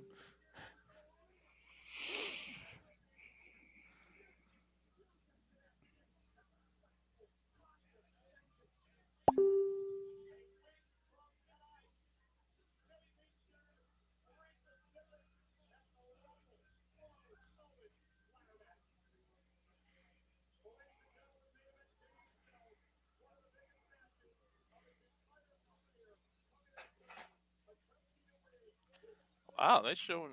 Okay, that can't be next, but they're showing Jey Uso getting prepped, mentally preparing himself for the biggest night of his life.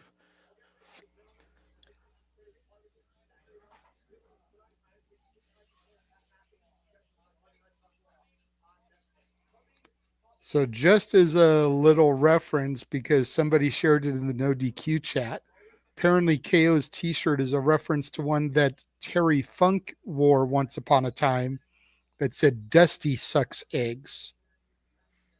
Ah, Terry Funk, of course, being a Texas native from Amarillo, Texas. We saw Dory Funk Jr. in the crowd when they were introducing the legends there.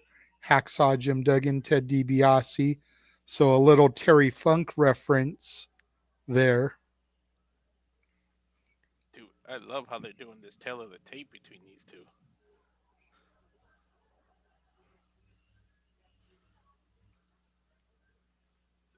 They're giving this a real big fight feel. They have to, man. These are two behemoths. Right? And we don't say that word lightly at all.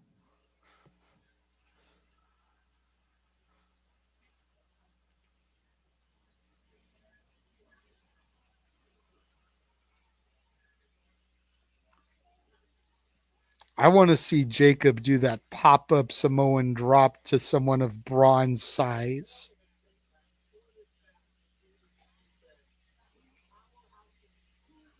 355, 287, 6'8 to 6'2, 22-inch neck for Braun, 20-inch for Jacob Fatu. The fact that he's even that close to Braun, that's crazy. Yep.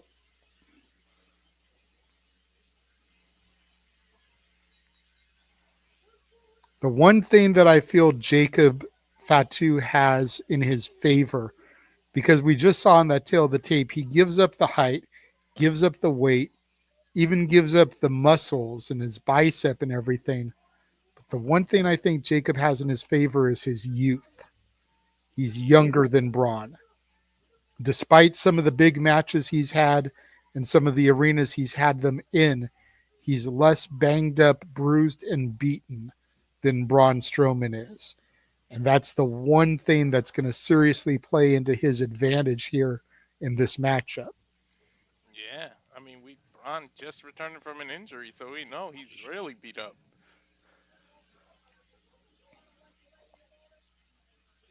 I mean, when your knees go, you're a wrestler. That's pretty much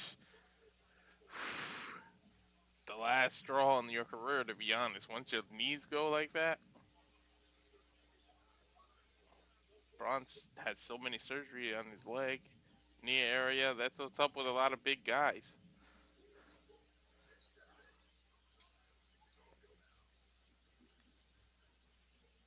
All that weight, even though it's muscle, all that weight in your legs every day, jumping around on a mat and everything, man, that it affects you.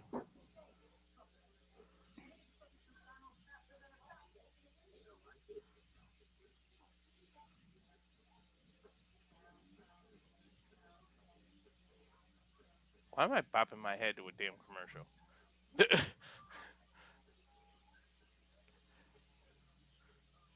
Someone is saying on social media, could you imagine if KO is able to pull HBK out of retirement for Mania? Kevin Owens may just have the best Mania resume out of anybody because he will have had Austin and Michaels. Wow. Icons for generations. Two of them, too. Shit.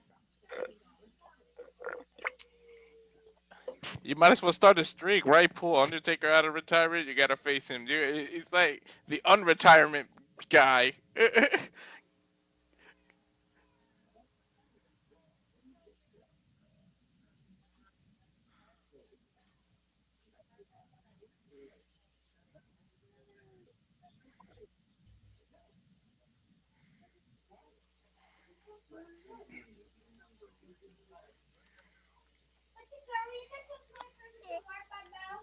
And I'm not going to give away a spoiler that I just saw for Collision because we don't want to ruin that for anybody that's going to watch that after this. Mm-hmm. One of my, because I got multiple screens, they're saying hi to us because I could see them on Twitch right now. Nice.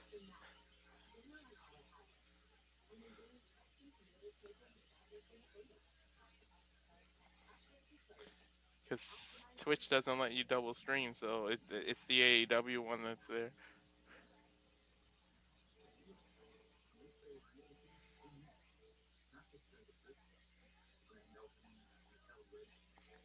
I don't know.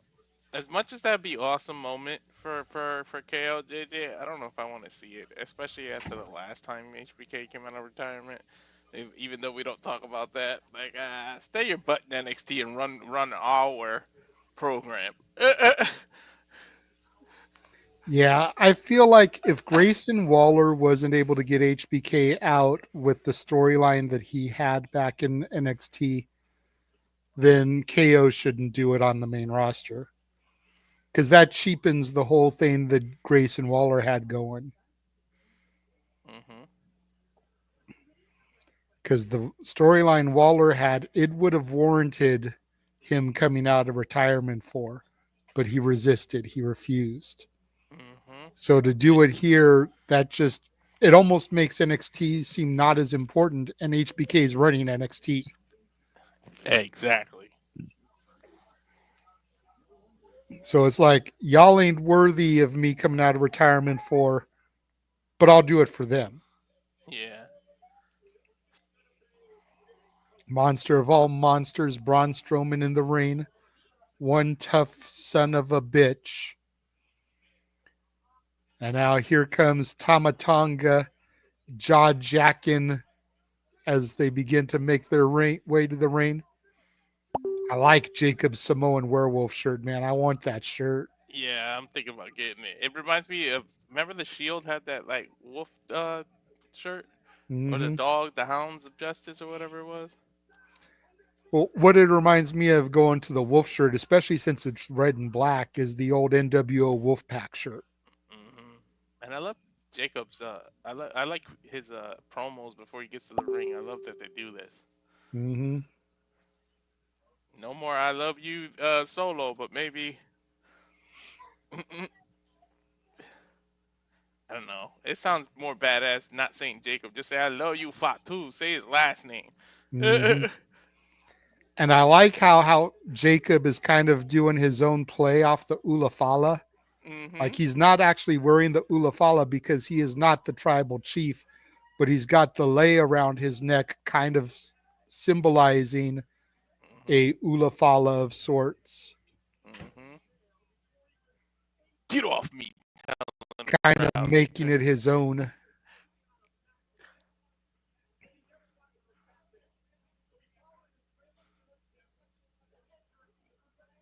Dude, I said it about Braun Breaker earlier, but this dude has superstar written all over him too, man. Yeah, Mark my word, this dude might be within the next 2-3 years. He might be champ. I agree with that. Mhm. I definitely would say within the next 5, just to be Yeah. Yeah. give me a little bit of time because there's still a lot of big players in the company. Mhm. But I could definitely see the next 2 or 3. He won't be this year, No. but by Mania next year, quite possibly. Mhm. I hope they reinforce this ring, JJ. We'll find out here momentarily as the bell has sounded and both men just staring holes through each other.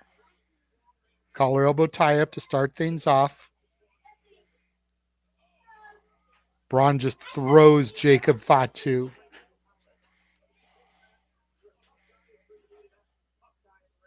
Braun bounces off the rope, shoulder tackle, takes down the Samoan werewolf. Jacob off to a rough start here as Braun now is choking Jacob, referee breaking it. And Jacob with an open palm slap to Braun Strowman. Goes for a charge in, ducks the clothesline, but catches a back elbow to Strowman, knocking Fatu down.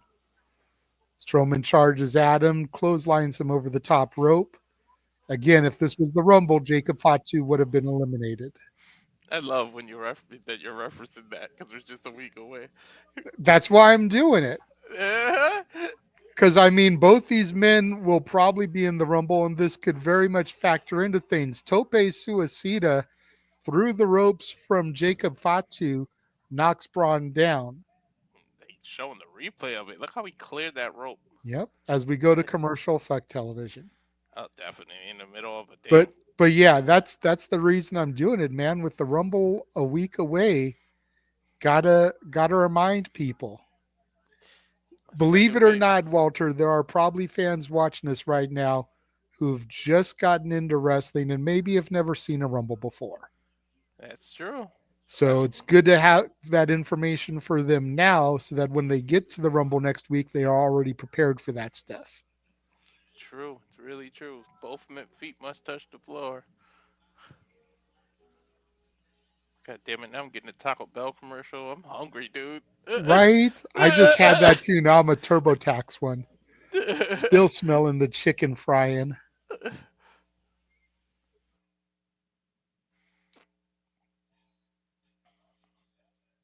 I just got the TurboTax one.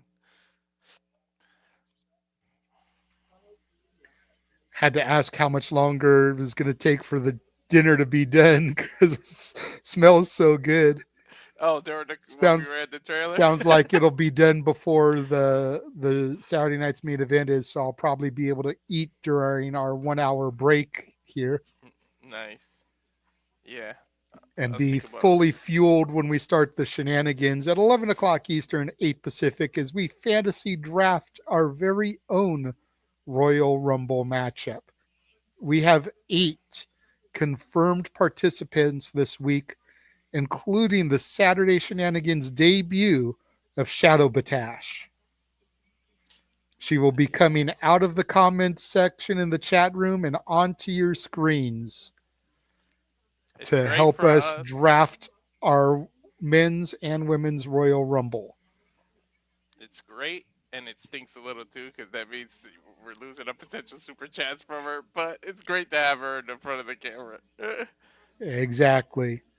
So, just so you guys know, the way this is going to work with our draft, and I'll go over it again when we get to the show.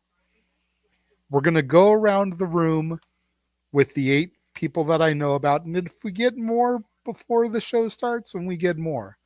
But we're going to go around the room until we have drafted 30 men into the men's and women's Rumble. We're doing 2 Rumbles, one at the top of the show and one just before the shills. In between the two, we'll do some normal shenanigans topics. Once we have our 30 names, I'm going to input them in the order they were drafted onto a wheel, just like the ones I use for karaoke once a month. I'll give the wheel a spin, and whoever it lands on will be declared the winner of the 2025 Saturday Shenanigans Royal Rumble. Only active Raw, SmackDown, and NXT talent are able to be drafted. So nobody on the injured list like Bronson Reed or AJ Styles, no TNA talent, no legends, etc. Because of what aired yesterday on SmackDown, now that it is known that Charlotte Flair will be returning at the Rumble, she can be entered into our Fantasy Rumble match. However, people like Becky Lynch, Jordan Grace, Jade Cargill, Alexa Bliss that are rumored but have yet to appear on television or declare are ineligible.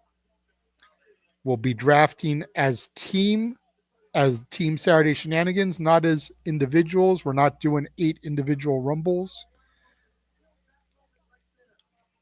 So that is how we're going to do it. And then before we get started, we'll spin the wheel to see what the draft order is going to be. Who's going to draft first, second, third, fourth, fifth, sixth, seventh, and eighth. As we are back, both men throwing forearms in the ring. Center of the ring, Braun Strowman takes Jacob down to his knee, and then a big boot turns Jacob Fatu inside out. And I promise I won't bring my Latino heat to find a way to rig and steal somebody's number on the wheel. Eddie No, Guerrero because style. I'm going to be doing the wheel spins, and I don't have numbers. It's everyone's name, so we'll just spin it 8 times. No, I know. I just wanted to throw that out because of Eddie. I love that. I love that old school stuff when Eddie stole Yeah. Ric Flair's number. What we might do just to fill in the gaps is if somebody watching wants to pick somebody to enter the Rumble, send it with a super chat. Doesn't matter how much you're super chatting. It can be as minimal as $2 or as much as you want to super chat. But if you send a super chat with somebody's name, that person's name, as long as they are an active Raw, SmackDown, or NXT talent, will be added to the Rumble to help us get to our 30. Nice. Strowman Express around the ring sends Jacob Fatu over the announce table and into the LED guardrail there at ringside. Strowman going around the ring again for another Strowman Express. But Jacob Fatu catches him and Samoan drops him onto the table. Super chat only, Lee. Just because it's too hard for everybody to try to be checking their PayPals to see if somebody gets sent in, the super chats pop right up here in the stream room and we can see them easier.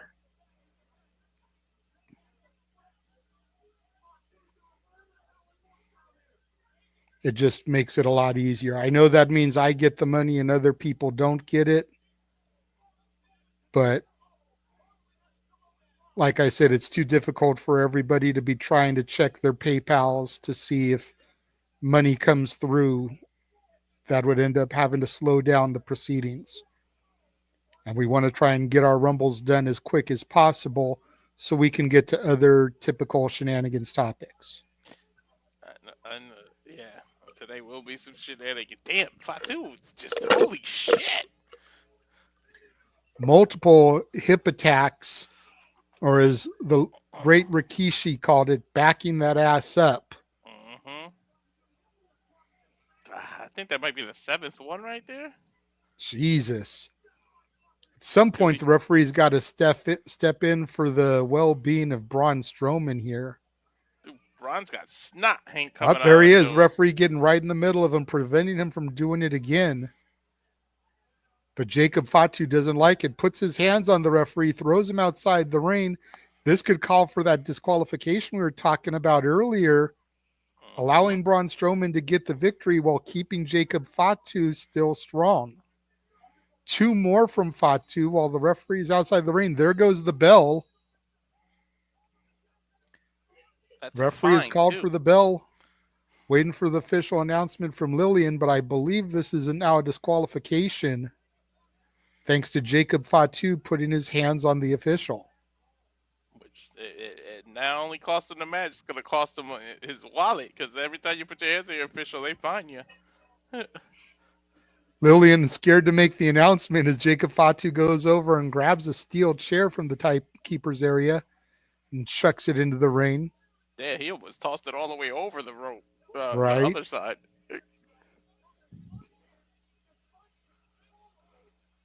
Referee calling for some assistance.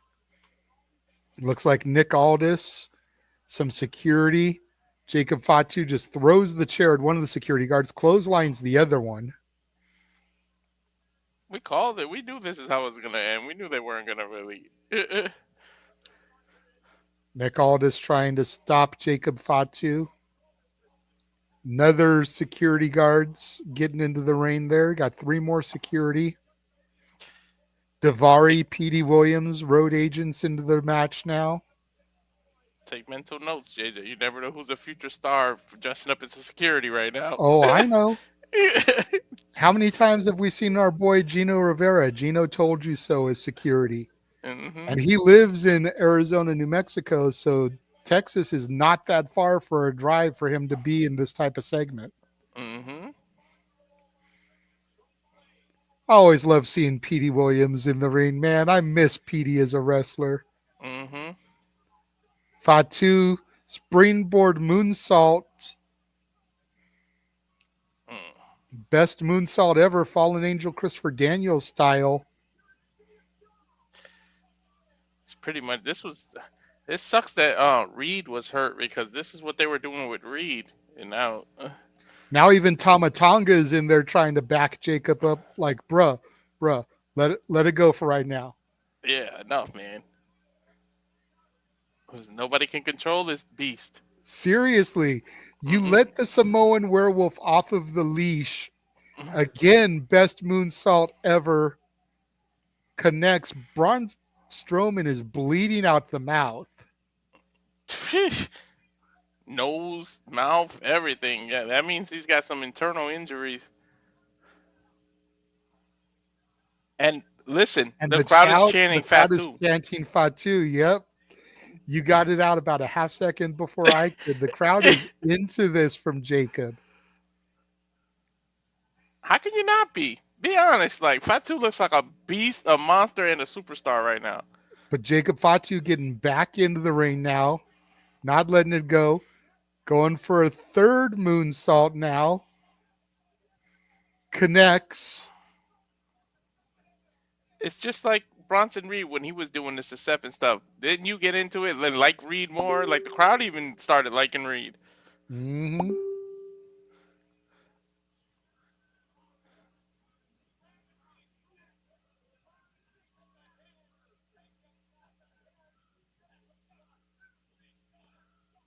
Tama Tonga finally getting Jacob out of the ring, up the ramp, patting his werewolf pet on the back there. as we go backstage to the Ring General Gunther, warming up before his title defense against main event Jey Uso, coming up next on Saturday night's main event. Yeet. I'm getting a commercial for the Elimination Chamber, and I cannot Same. wait. I can't wait either, but I'd like to get through the Rumble first. I feel about this commercial like I feel about the holidays. Can we get through this holiday before we start seeing shit for the other one? Yeah. Like, can we get through the Rumble before we start seeing Chamber commercials? Like, I get February is 28 days. It's not a leap year, shortest month of the year. But like, and it's John Cena's last time in Toronto, last Elimination Chamber event. But can we get through the Rumble before we start seeing Chamber commercials? It's true. Can we get through Christmas before I start seeing Valentine's Day and Easter shit? Just saying.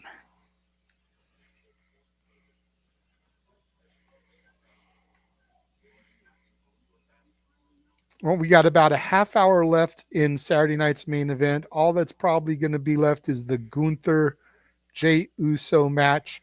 What are you guys thinking of the show so far? Let us know. We'll bring some of your comments up on the screen.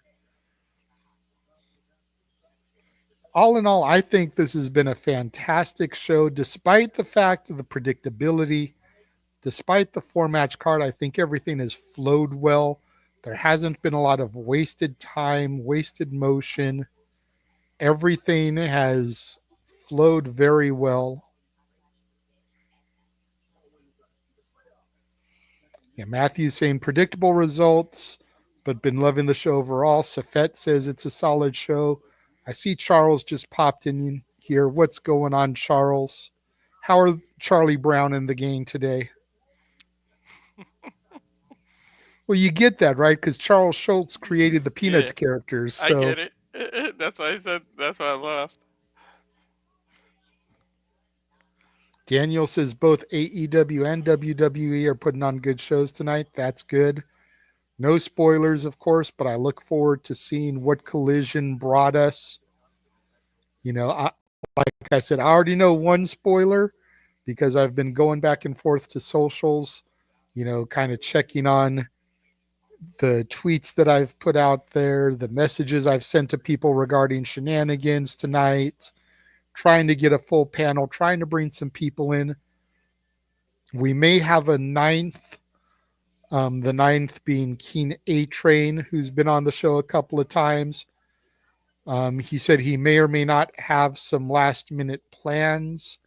So if that doesn't happen, then he'll probably show up. I kind of got to him late today, so I can't be too mad if he's got something else over this. So shit happens. You know, maybe I should have messaged him sooner. The one I will say I'm a little bit bummed about is I did reach out to another YouTuber who I follow and I watch. I won't say religiously, but pretty regularly. Just Alex from Just Alex's World. I messaged him, emailed him directly, didn't even get an email reply. A little bit bummed at that. So if any of you guys out there follow Alex's World or Just Alex Central on X, you know, tag me in some tweets to him. Let him know that Saturday Shenanigans is somewhere he ought to be because we would love to collaborate with him at some point this year. And we are back. Nice aerial view of San Antonio there. San Antonio has hosted 4 Royal Rumbles, 38 Saturday night's main events, and of course is the hometown of the Hall of Famer Shawn Michaels.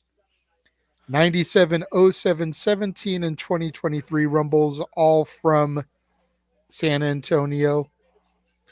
Taking a look at the brain busters there. There is Arn Anderson and Tully Blanchard in the crowd. That's what's up. Tully Blanchard, of course, helping make waves currently as his daughter has returned to TNA Wrestling.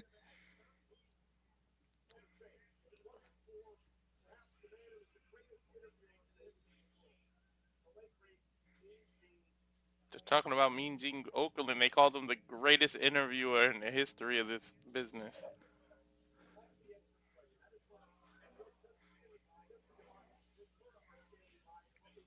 Talking about the platform just to the side of the entranceway, a Saturday night's main event where Mean Gene made his home, which is where Joe Tessitore and Jesse Ventura currently are. Nice Oh, they shout out to moved. the Hall of Famer Mean Gene Okerlund.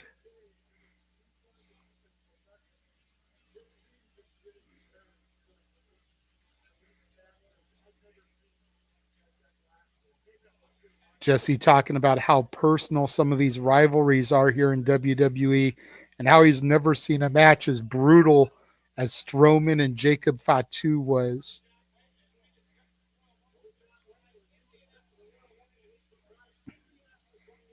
There we go. Hype up the Rumble, baby. Yep.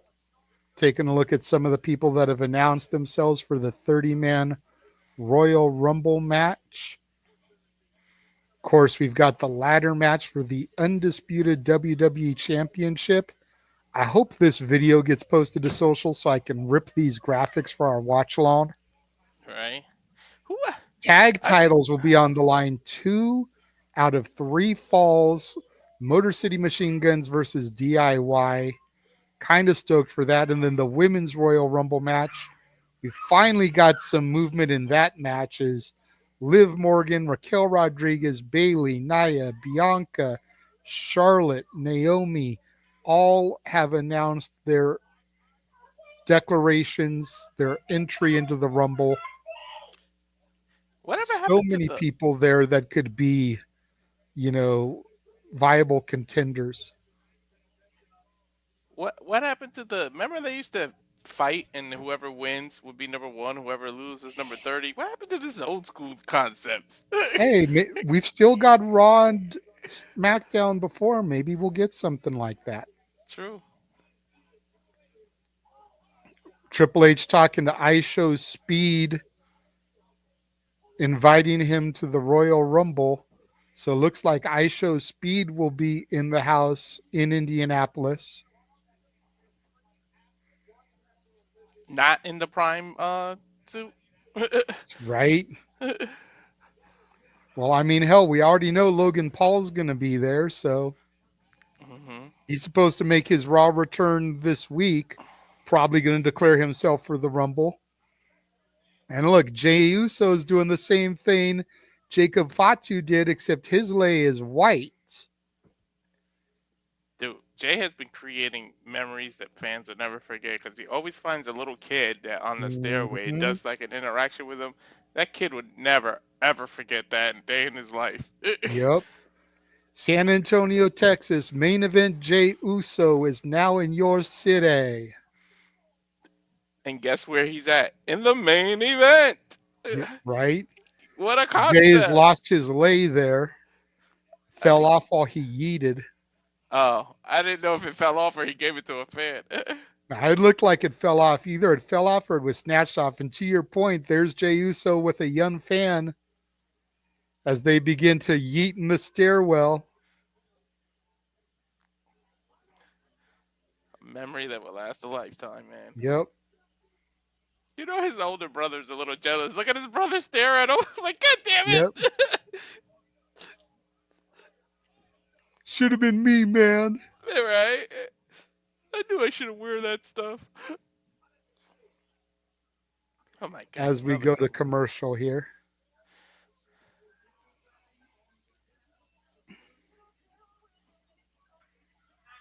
I'd rather it be during the entrance instead of during the match, though, like you say.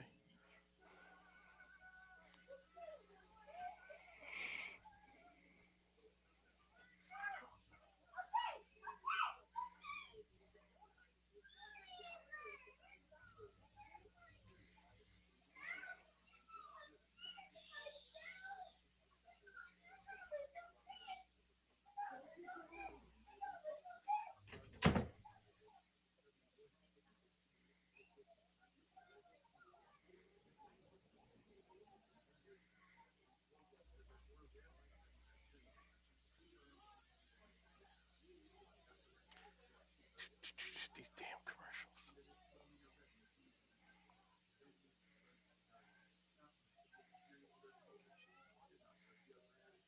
So not that they'll actually do it, but I don't. I think I might go crazy if it's a yeetful ending and this dude has the title. Like I said, I doubt they'll do it, but holy shit. I kind of like a piece of me wants to see how the crowd would react if they do it because it might be one of the biggest pops we've heard in years. True.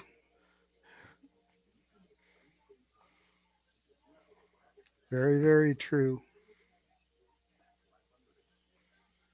I highly doubt it though, to be honest.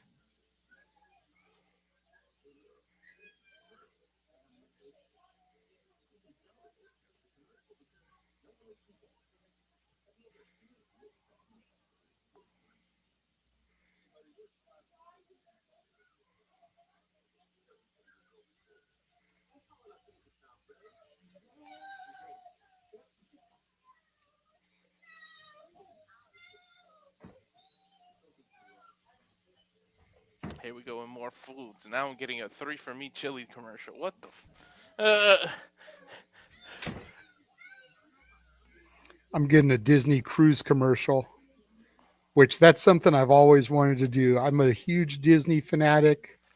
Been to Disneyland more times than I can count, but I've never been on a Disney cruise. I've never been on a cruise. And most Disney cruise take off from Florida, so it would give me an excuse to finally get to Florida and go to Walt Disney World also. Yeah. Go to Florida, do a couple of days at Disney World, leave on the Disney cruise, come back, hit a couple more days at Disney World, and then come back home. I've never been to Disney World or Land anywhere, and I've never been on any cruise period, but it's on the bucket list.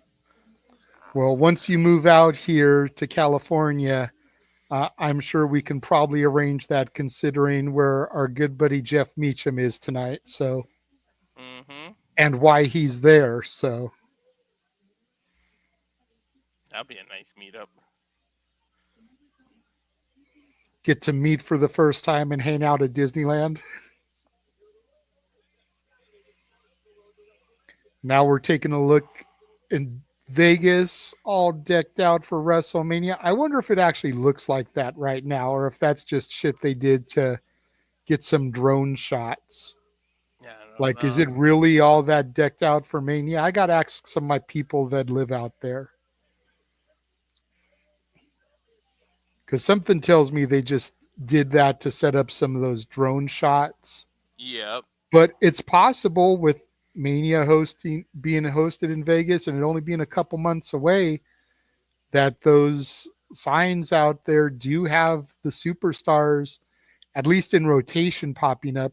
Probably not up there full time, but most of those electronic signs have like a little loop video that pops different things up. I wouldn't be surprised if they're on that loop. That's true. I wish I could go, but it's looking more. Finances is looking more and more like it can't. I just wish I could go to Stand and Deliver. Yeah. I need to get to an NXT show. As big of a supporter as I am of the NXT brand, I've been to Raw, I've been to SmackDown. I've never been to NXT. I've seen Sunday Night Heats because they used to do it with Raw. You know, I've seen what was the one the not Saturday night's main event, but the main event that they used to do. I've seen those. Because I've seen WCW, I've seen ECW. Never saw WWECW. Thank God. Saw the real ECW. I see Lily and she looking good. Yes. It's time for our main event for the World Heavyweight Championship.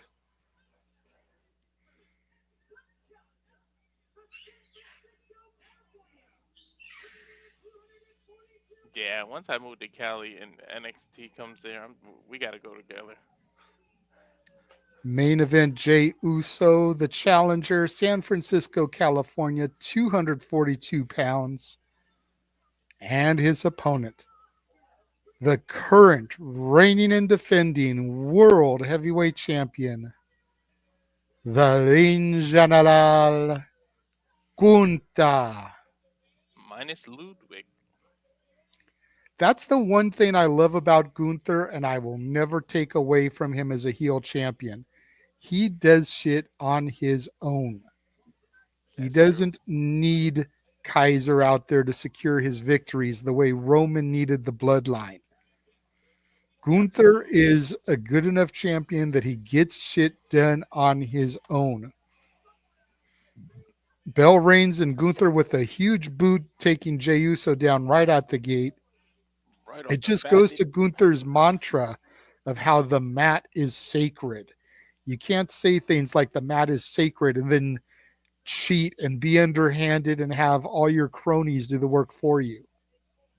They need more heels to be like that. To like, you could be the leader of a faction, but it's almost like, fellas, let me show you how it's done. Like, Exactly. yeah, Gunther swings blindly trying to chop Jey Uso. Jey ducks, gets some mounted punches on Gunther in the corner. Gunther reverses it though, setting Jey Uso up on the top, chops him off, and Jey Uso crashes down to the floor. I guess you could say Jey Uso went crashing down and it hurts him inside. mm, Or either mm. that or you could say that Gunther stood right next to the mountain and chopped it down with the edge of his hand.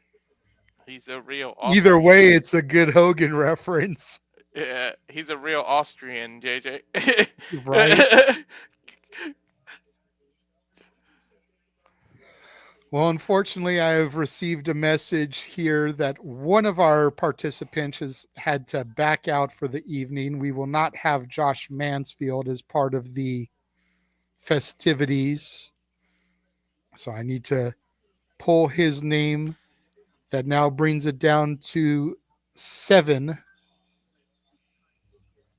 So again, if people want to super chat entries into our Rumble when we do it, it would be welcomed, as 7 times 4 is 28. So that would give us 4 picks and then 2 designated by the fans if we get 2 super chats.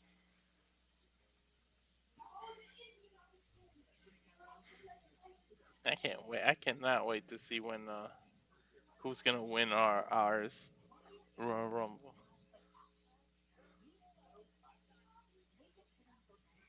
I know it's going to be so random that and it's left to the fate of a wheel. Like, this is the type of situation where if we were doing it in the Attitude Era, Taka Michinoku could win our Royal Rumble.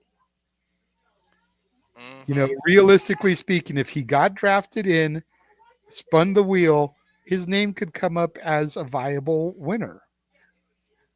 Because we're not going to spin it 29 times to see who gets eliminated and the last person standing wins. That just would take too long.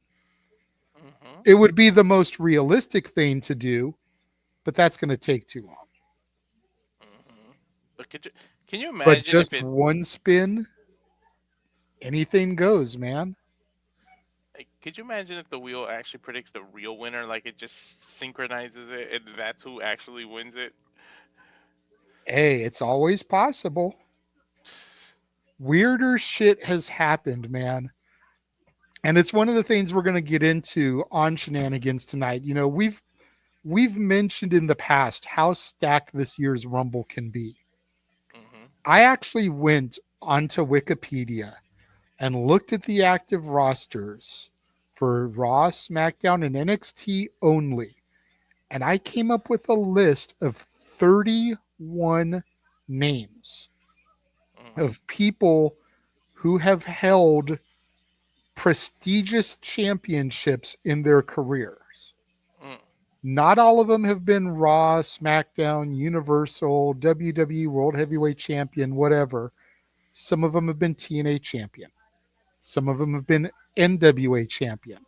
Some of them have been NXT Champions. But if it is a championship that, in my opinion, since I'm the one that went through and actually looked up each person, if it's a championship that I deem as prestigious, and in order to qualify, I basically made it a championship that we have covered at some point on the Simply Reliable Studios, the multiverse of media with our watch alongs. Then I added their names to the list. Mm.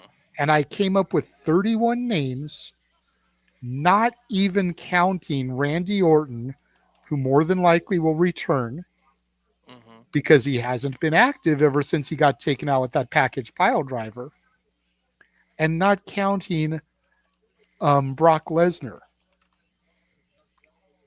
who very easily could make a surprise return. And I still have 31 names. That doesn't account for surprise legends showing up. That doesn't account for TNA stars showing up. That is just Raw, SmackDown, and NXT. That's crazy. So we're going to take a minute. We're going to go through all those names tonight and just kind of show how stacked this Rumble can be, because you know that all 31 of those names aren't going to be in it. I mean, hell, for starters, one person would automatically be left out because it's only a 30-man Rumble. Mm-hmm. But even if out of the 30, all of them aren't going to be in there because you're going to have those surprises. So it's crazy to think about, but we're going to get into that as part of our conversation as we hype up the road to the Rumble here this week by doing our own Rumble. Back to the match, Gunther with an Irish whip to Jey Uso sends him into the ring quarter, and he collapses. Gunther now just brutalizing the body parts of Jey Uso, dissecting main event Jey. Ooh, he whipped him in that corner hard as hell. Yep. Those of you that missed this or tuning in late, Rhea Ripley retained her Women's World Championship against Nia Jax. Braun Breaker retained his Intercontinental Championship against Sheamus. HBK was able to get the contract signed. Braun Strowman defeated Jacob Fatu via disqualification because Jacob put his hands on the referee when the referee tried to intervene. And that brings us here to the main event as Jey Uso tries to stand up with the weight of Gunther on his shoulders, probably looking for a Samoan drop, but Gunther able to wiggle out of it, and both men trading chops, forearm shots. There's a European uppercut from Gunther and an upper hand from Jey Uso. Jey Uso ducks the clothesline and hits the Samoan drop onto Gunther. Both men down.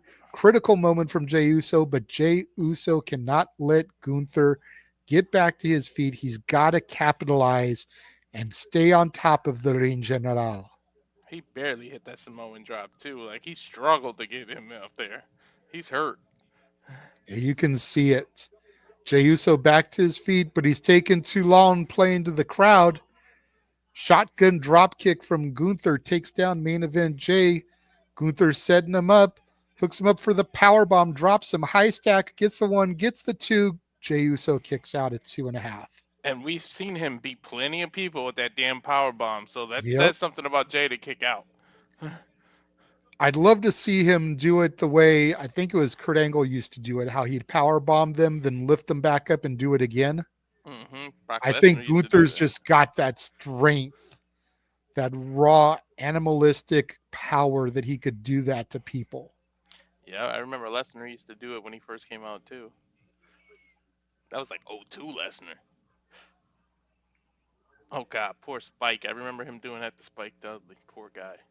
Yeah, but Spike's like 150 pounds, though. It's like, it's not nothing.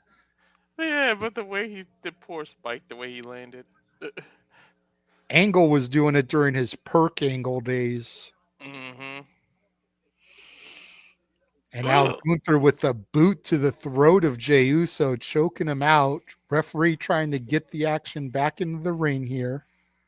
Don't want this match to go to disqualification the way the last match did. As we go to commercial break yet again, fuck television.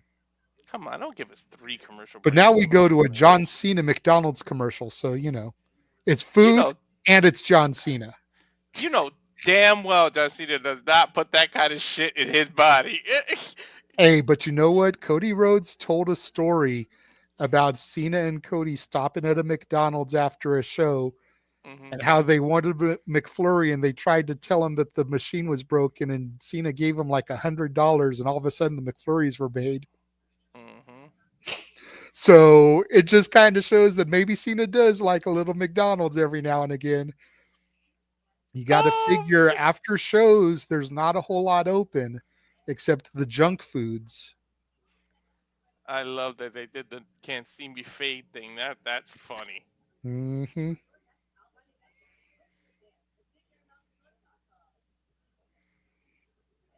I love how Cena plays into that because at first it bothered him the whole "you can't see me" and everything. Now he loves this shit.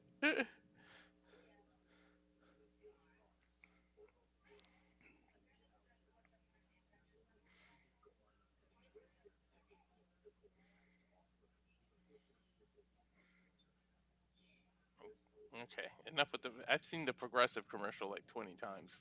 Enough of this shit. Is it the passive progressive one? Uh, the one, no, the one where she keeps being like in her room and in this lady's bathtub and everything. She just Oh, keeps okay. popping up. No, the one I've been seeing a lot is the passive progressive chick where she's like kind of hating on people for saving money. Girl Yeah, it's comes up to hilarious. the booth for raffle tickets and she's like, I figured you'd want the whole roll because you saved so much. And the girl's like, just give me two. Mm-hmm.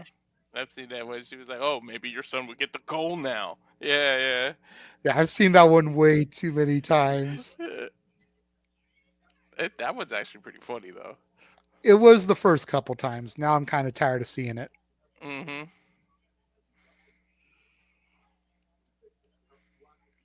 Tired of seeing Ozempic commercials too. Jeez.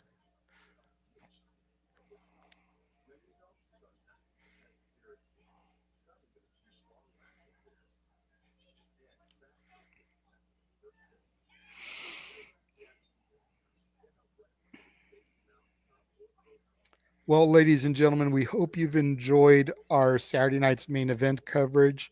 We thank everybody for joining us for it as we've only got about 5 or so minutes left once we come back here. If you haven't been watching us and you've been watching the AEW coverage from the Simple Man Noah Foster and the He Man James Hebert, we thank you as well as watching both broadcasts. Get us views, get us some attention on YouTube, gets clicks and all that good junk. I definitely am seeing a drastic difference as according to my channel, 47 people have viewed Saturday night's main event coverage and only 17 have been watching the Collision Homecoming coverage. Mm. So definitely goes to show where people want to tune in. Don't know what the numbers are across the other brands as guys like Noah are definitely a lot bigger AEW guys than they are WWE guys. So maybe that will reflect on his channel, more people watching the AEW coverage.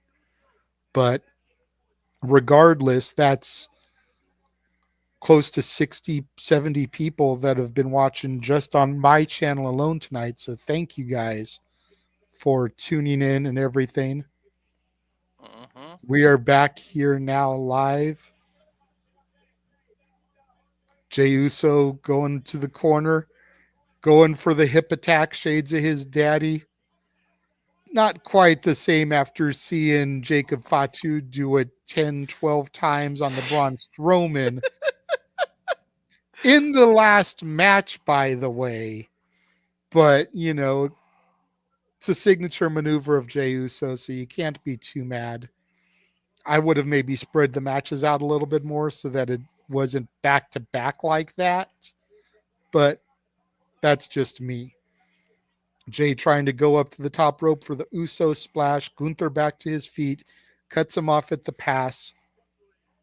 Gunther climbing up the ropes here. He's got evil intentions for Jay, probably looking for an avalanche vertical suplex. Jey Uso blocking it to the best of his ability. Couple of gut punches there from Jay. Slides underneath him, has him hooked, looking for a power bomb onto Gunther. Will he get it? Oof! He does connect with it. Slight running power bomb, hooks the leg. 1, 2, Gunther kicks out. What would have been the irony in that to beat Gunther with the power bomb, Jay? Right? Look at it again here. Can't really call it a running power bomb because Gunther's got the weight advantage, but definitely staggered out of the corner there a few steps before finally executing the power bomb onto the ring general. Both men down, and this is not good for Jey Uso because he's giving Gunther too much time to recover. Granted, Jay's been beaten and brutalized this entire matchup, but giving Gunther this opportunity to get his breath allows Gunther to get the kick to the midsection, go for a powerbomb. Jay counters it into a Hurricane Rana. Spear from main event Jey Uso. Shades of Roman Reigns. Hooks the leg. Gets a 2 count. I think it's going to take way more than just one spear to beat Gunther.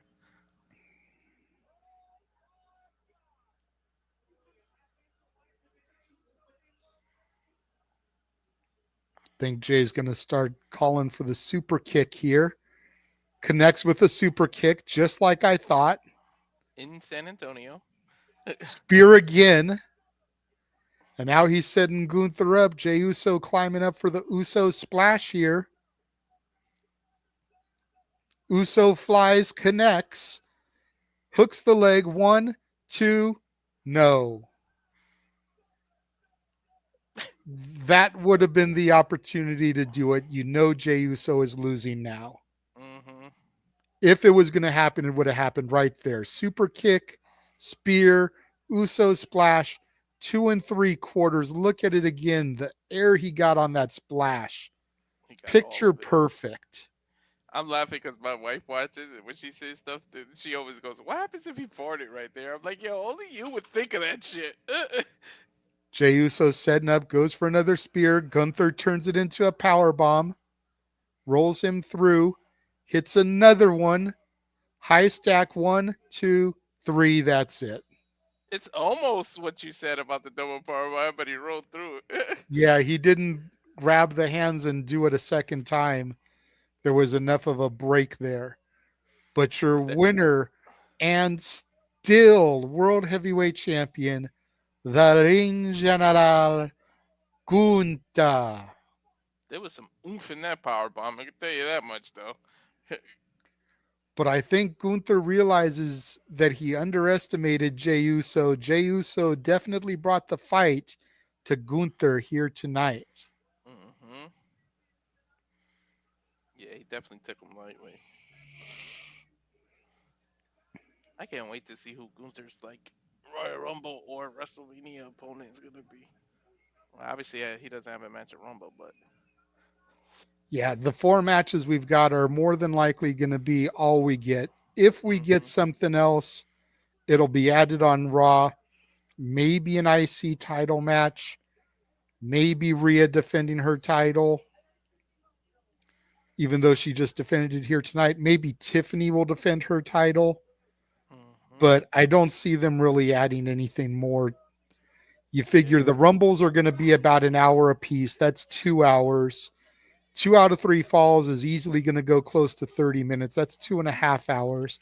The ladder match is going to be close to a 30-minute match. That's 3 hours right there just off of those 4 matches. And that doesn't even account to WWE superstar packages and advertisements and all that shit, you know? Mm-hmm. So I know Gunther's gonna have to really pay attention to the Elimination Chamber because I got the feeling whoever wins that is gonna go after Gunther. I agree. Mm-mm. Well, before we sign off, why don't we hit them one more time with our watch long trailer, and then we'll come back, say our thank yous, promote what'll be coming up at the top of the hour, and get out of here. Sure. Sounds like a plan. And now for a taste of things to come.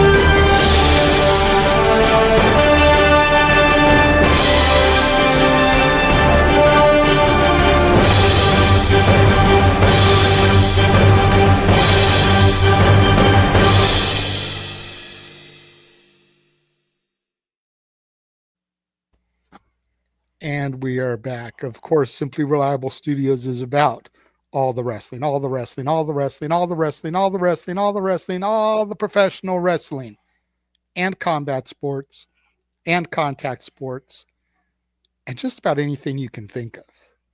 Pretty Because much. at least somebody in the studios has a passion for it. And they wish to share that passion with you, the viewers. Just like Statboy Mike will be doing tomorrow as he covers the NFC and AFC championship games, find out which teams are heading to the Super Bowl. But before all that, coming up at the top of the hour, Saturday Shenanigans, 11 Eastern, 8 Pacific. Walter, myself, the Simple Man Noah Foster, the He-Man James Hebert, DJ from Rock and Ropes, Ryan, Shadow Batash, possibly Keen A Train, and who knows who else will pop in over the course of the night, drafting our very own Fantasy Royal Rumble. Again, that'll be the first thing we do, and we'll do the second one just before the shows, before we get out of there for the shenanigans. Make sure you guys tune in for that. I'm not going to waste time showing where you can find us here because I want to give us as much break time as we can. Plus, we do all those shows on the shenanigans anyway. Mm-hmm. But we want to thank everybody that watched this presentation of Saturday night's main event for Mr. Reliable Walter Cruz. I am the Renegade of Wrestling, JJ Williams. Thanking you all for tuning in this evening, and we will see you all at the top of the hour for Saturday Shenanigans.